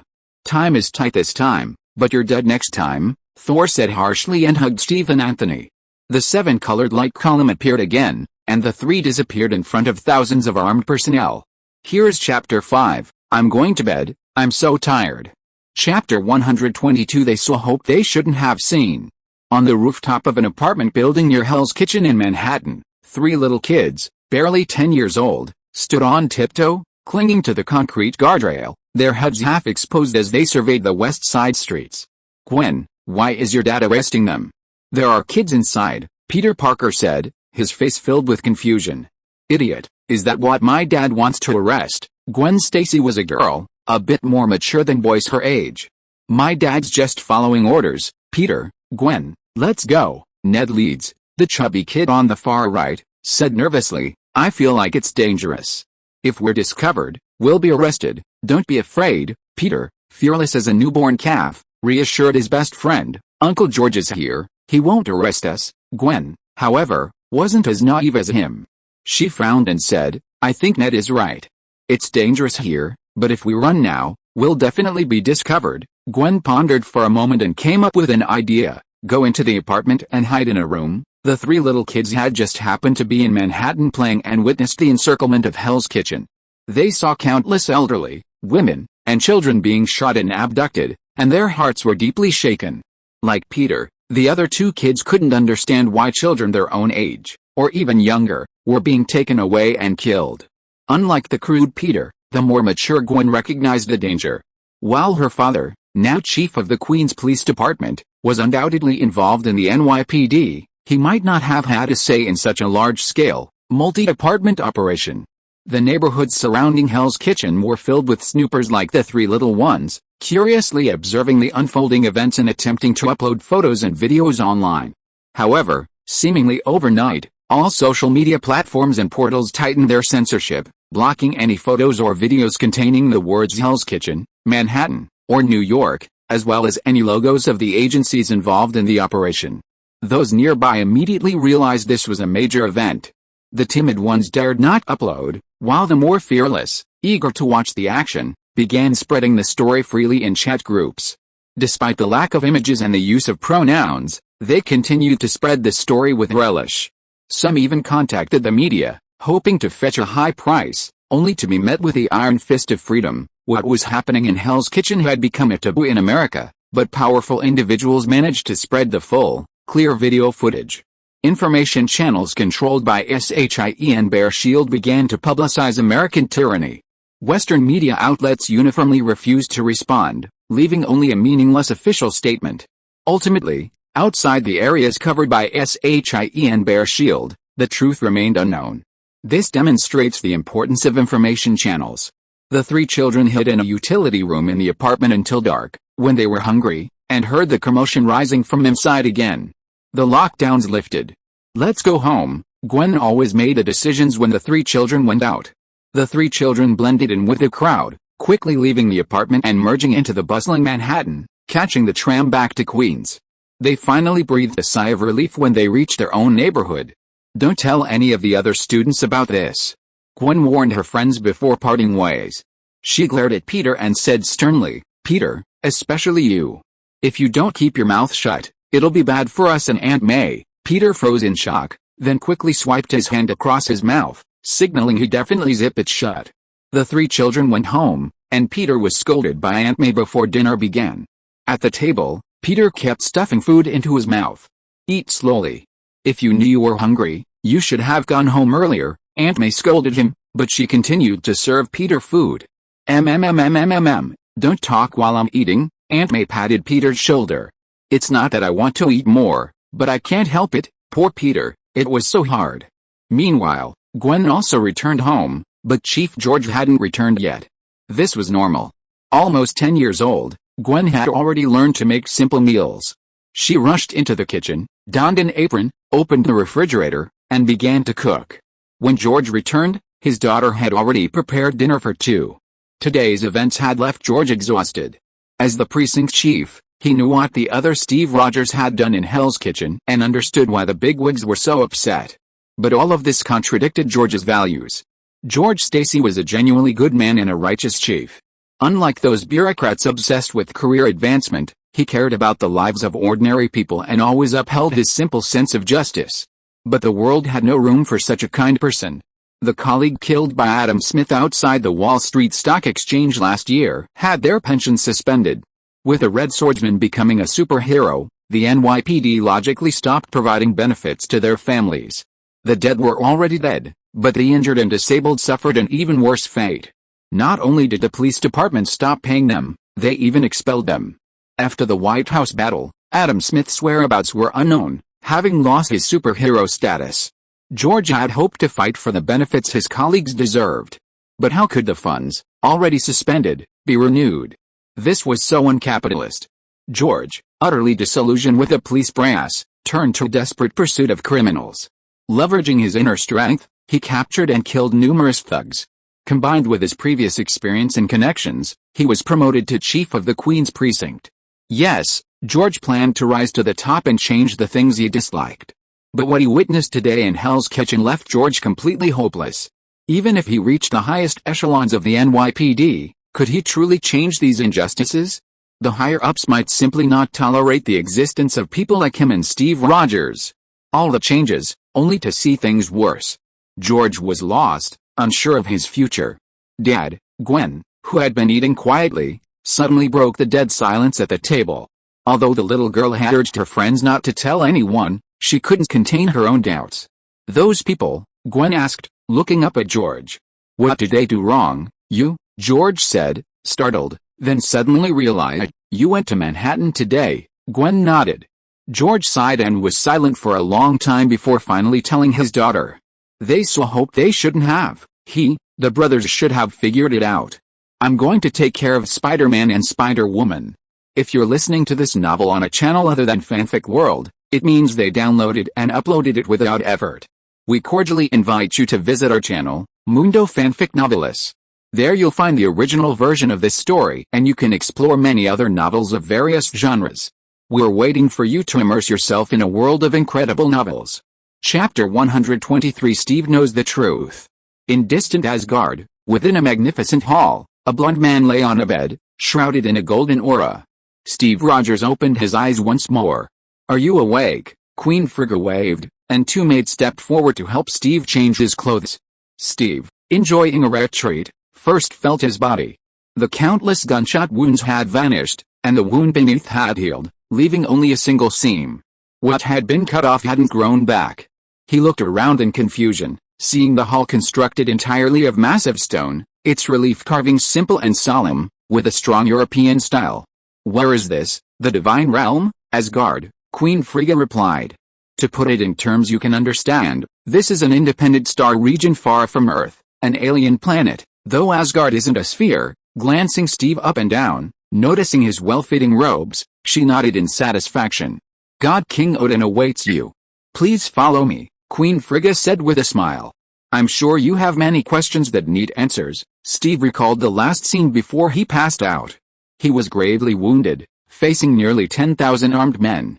Just as he was about to fight to the death, a colorful beam of light descended from the sky, and the lightning master he had previously battled suddenly appeared and saved him and Anthony. By the way, where's Anthony? Steve thought of his adopted brother. He's fine, someone's taking care of him, Frigg replied. But he doesn't want to see you. Steve remained silent. He had confirmed his identity. While it wasn't clear why he had David Rogers' memories, this body clearly had no blood relationship with the Rogers family. Harry Rogers and Lena Rogers had died because of him, so it was understandable that Anthony didn't want to see him. Steve followed Frigga to Odin's study. The God King, dressed in his usual uniform, was waiting there, as was the Lightning Master. Hey, friend, you're finally awake. Thor stepped forward and punched Steve on the shoulder, his face filled with joy. Steve quietly released his strength and smiled. "Thank you for saving Anthony and me, it's none of my business. Father sent me to save you." Thor pointed at Odin behind the desk. "But you're quite my type. From now on, you'll be Thor's friend, Thor." Asgard. Steve had heard some of the myths and knew both terms existed in Norse mythology. Seeing the confusion on Steve's face, the one-eyed Odin behind the desk smiled faintly. "Yes, this is Asgard. I am Odin, the All-Father. Thousands of years ago, I led a team to Earth to fight the frost giants who were trying to freeze the entire planet, leaving behind myths and legends." Myths? Steve was astonished. "So it's history. This universe is vast, with many immortal races and advanced civilizations," Odin patiently explained. "When an advanced civilization descends upon a planet with a less developed civilization, the natives easily deify it because they can't understand." "Okay, enough with the myths. I'm sure you're more puzzled by something else." Odin tapped on the desk, and a pale golden screen appeared before Steve, displaying black and white videos and photos. In 1965, two young men, Huey Newton and Bobby Seale, met at Merritt College. They founded the Black Panther Party for self-defense in Oakland. As Odin continued his story, Steve was stunned. It turned out that what he was doing in Hell's Kitchen had already been done by someone else 40 years earlier. Even more radically and thoroughly. At least Steve didn't have his men armed and setting up defenses at street corners, effectively creating a community secession. They tried free breakfast, free healthcare, ideological education, community workshops. They tried it all. Odin's calm voice struck Steve directly. But soon, they faced decline and destruction. Several organizers were executed, assassinated, imprisoned for long periods, and ultimately disbanded. Steve couldn't believe it. Was this still the free America he knew? They just wanted a better education, better housing, and higher paying jobs. Wasn't that wrong? They had no intention of committing crimes. Steve didn't realize that these people's actions were the greatest crime against America. J. Edgar Hoover had repeatedly labeled them the greatest threat to America's domestic security. Yes, even if you used a gun to steal, rob, and kill, it wouldn't be a big deal. But you dared to use a gun to regulate your own behavior, organize the poor, and even try to enlighten them. You deserve the death penalty. Now you understand why they were clearing out Hell's Kitchen, don't you? Odin's single eye surveyed Steve with a look of scrutiny. Now that you know your enemy, do you still have the courage to persevere? Although it was his master's order, Odin felt a touch of admiration for Steve's resolute decision. This little fellow was truly fascinating. In Odin's 5,000 years of life, he'd encountered only a few like him, yet each one was capable of significant accomplishment. Steve said, a moment's silence before regaining his resolve. "I want to change America. American freedom shouldn't be like this." "Then I wish you a speedy fulfillment of your wish." Odin completed his master's assignment. Odin was Lin Hao's contracted soul, so any events he intervened to influence would bring Lin Hao even greater rewards. Although Steve seemed abandoned by the world consciousness, Lin Hao had no intention of intervening directly in his choices. After all, the true or false Captain America plan had him influencing it from beginning to end, maximizing the causal relationship. The unrest Steve created would provide Lin Hao with a constant source of resentment from living beings. "Friend, if you need help, just call me." Thor walked up to Steve and patted his chest. With Asgard no longer engaged in war, Thor was bored to death. Besides drinking and boasting, he could only work off his sweat in the martial arts arena. His days were utterly boring. Now that he had discovered such a disgusting nation on Earth, he longed to lead his army to wipe it out. Unfortunately, Asgard's population was small, and the modern weaponry possessed by America was formidable. Odin rejected Thor's plan, simply saying, "It's not time yet, thank you." Steve had no intention of enlisting the help of aliens. He wanted to save America on his own. Odin, perceiving his intentions, suggested, "Your face must have made you a wanted criminal by now. Why not learn some disguise magic? I've noticed you have a talent for it." Loki, Thor thought of his brother, imprisoned and punished, and gave a sinister smile. "He's the best at that sort of thing. My sweet brother, I'm going to love you again today." Ever since being tricked by Loki last time, Thor has been going to Loki to play every few days, and the relationship between the two brothers has become deeper and deeper. Loki, who was in the Asgard prison, suddenly shuddered. Thor is coming." Queen Frigga, who happened to be delivering daily necessities to her second son, was puzzled. "How did you know?" "This feeling is too deep," Loki made a bitter face and begged, "Mother, why don't you ask my father to exile me?" "Silly child, you are talking nonsense again." Frigga shook her head and left. Second update. Chapter 124. A Black Notebook. Real or fake Captain America project has come to a temporary halt, and Lin Hao is once again reaping the rewards. His business has gradually expanded, and the Fire Kirin farm is prospering. Lin Hao has gained access to American finance, electricity, communications, the internet, and even arms. A steady stream of grudge of living beings arrives daily. Unfortunately, the damned random chance is so unreliable. Over the past 6 months, Lin Hao has already conducted numerous hundred draw streaks, but nothing of value has come out. "Go ahead, just play around," said the already Buddhist Lin Hao, ignoring the outcome. His cheat is the kind that can become magical in a matter of 3 years without being used. If he could obtain the Pangu Axe and the Jade Disc of Creation, the cheat would allow Lin Hao to directly master the properties and energies, making it an omniscient and omnipotent cheat. It's just that he lacks samples. If he could, not only could he annihilate eternity with a single axe, but at least he could rival them. So, Lin Hao could only go for volume, hoping for a miracle. A moment later, the little devil returned with a large pile of items, and Lin Hao began to collect them. If you haven't had enough fun, wait a few more days. You're doing it much faster now." Lin Hao buried his head in packing up his things, reaching out to push the little devil aside. Suddenly, a black leather notebook emerged from the pile of gold, stone, and jade artifacts. Another notebook. Lin Hao piqued his interest and reached out to pick it up. Instantly absorbing the information, a smile spread across his face, and he generously praised the little devil. "Finally, you've got something useful back. Bring out the parchment." Obeying the command, the little devil immediately pulled a piece of yellowed parchment from its spherical body. "Use a fork to poke a hole in the notebook. Don't poke too deep, just enough to make it bleed," Lin Hao instructed. Lin Hao couldn't use the little devil's fork, otherwise it would have become a sharp weapon in his hand. But that didn't matter. After all, no one could see the little devil, and it was more satisfying to prank people than if he used it himself. The little devil then raised his fork and stabbed the black notebook. The seemingly ordinary notebook actually bled. After the bleeding, Lin Hao covered the notebook with a parchment. The contract was concluded. "Tom Marvala Riddle, come out." Lin Hao donned the red gloves of the Death Realm and slapped the black notebook.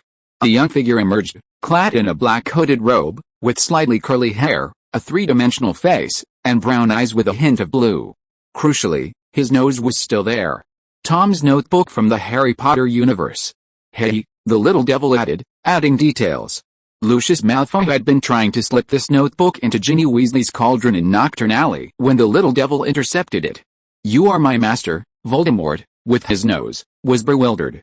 "When did I get a new master?" He had clearly given the notebook to a servant, instructing him to drop it off at the right moment to the savior, so he could collect his enemy's blood and use it to resurrect.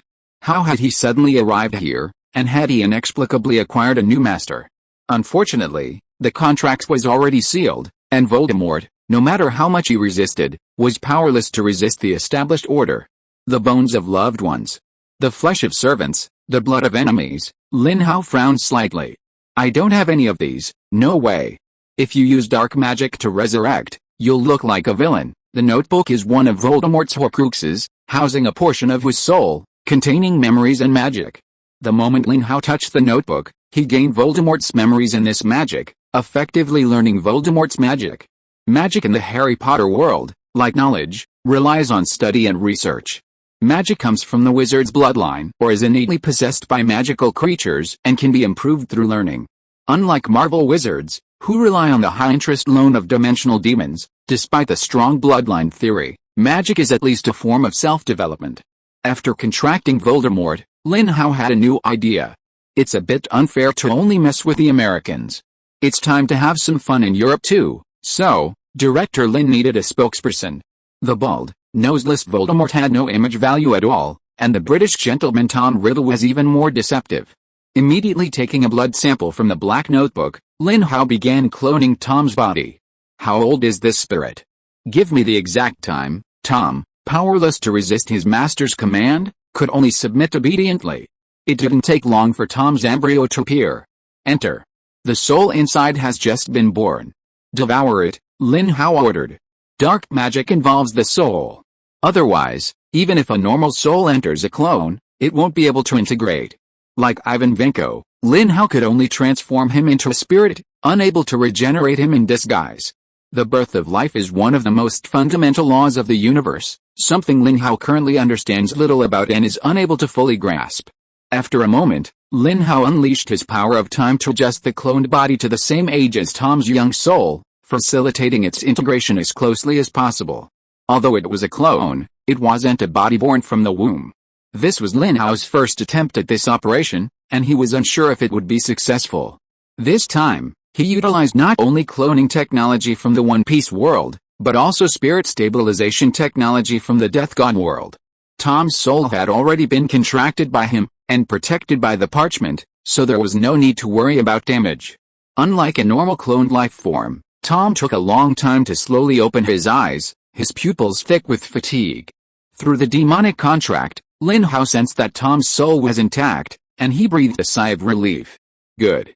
You should recover in the nutrient solution first. Although Tom's soul had successfully merged into the cloned body, it still felt a bit awkward and needed time to adjust.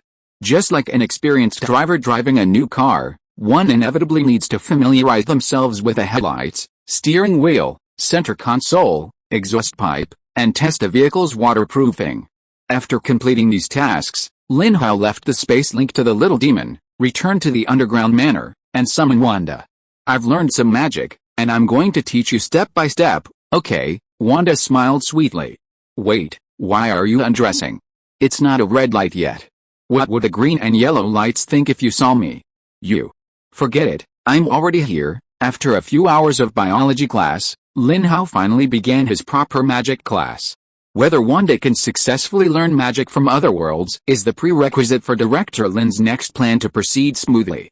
Brother, these magics are very good, Wanda said in surprise, feeling the surging magic power in her body. It's better than what I learned from the bureau before. I always felt like I was using other people's power, but now it's all my own power. Feeling the surging magic power in Wanda's body, Lin Hao muttered to himself, what a freak.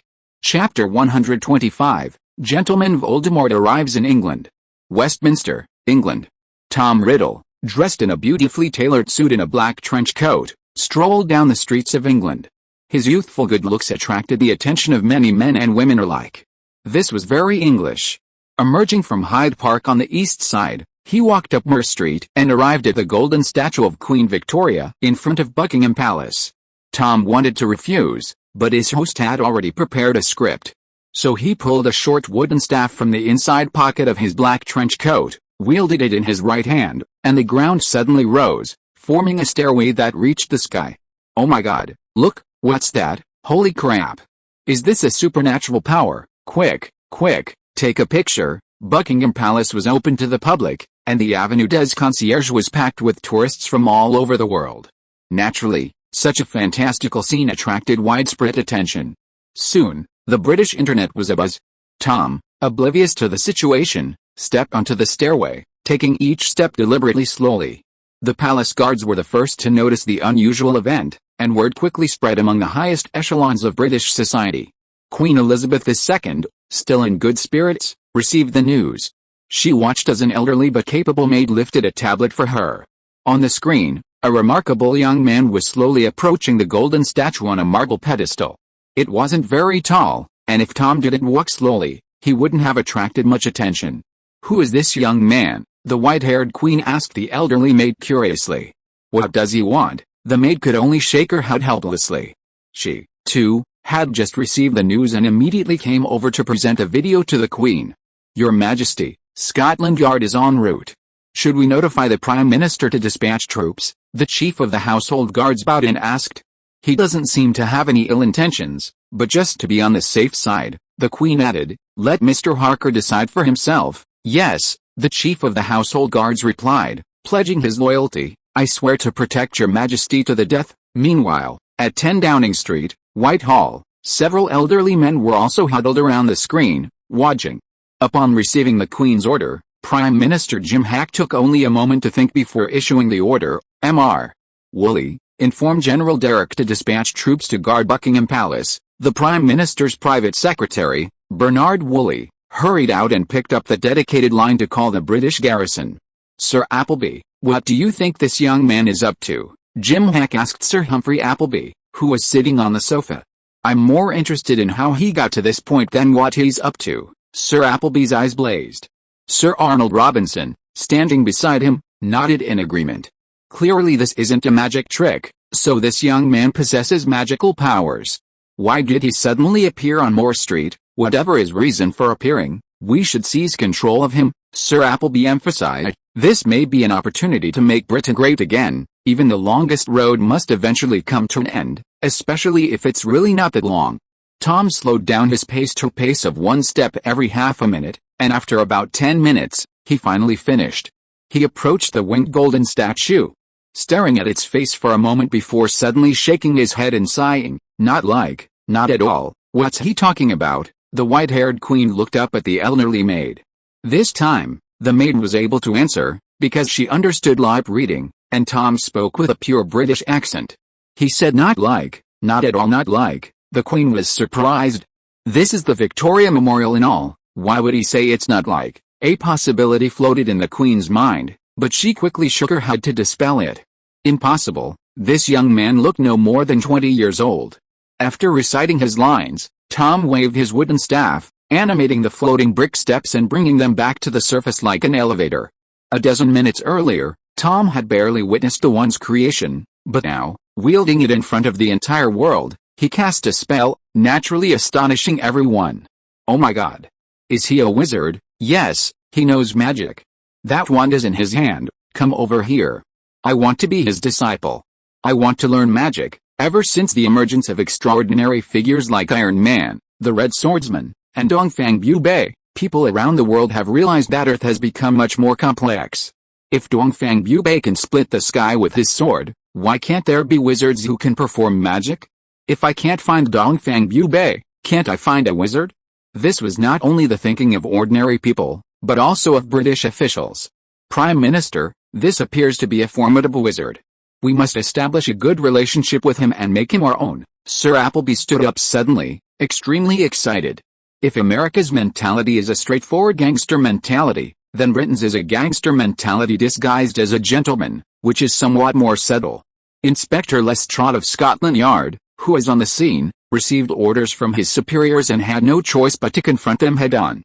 Sir, Lestrade trotted over to Tom, smiling. Our chief would like to invite you for coffee. Are you available? Tom ignored him. A mere chief wanted to talk to him? Scotland Yard officers surrounded them, and even further in the distance, heavily armed British soldiers were arriving. Tom, however, continued his pace, approaching the officers on guard. Attention, hold your fire, the Scotland Yard officer commanded remotely.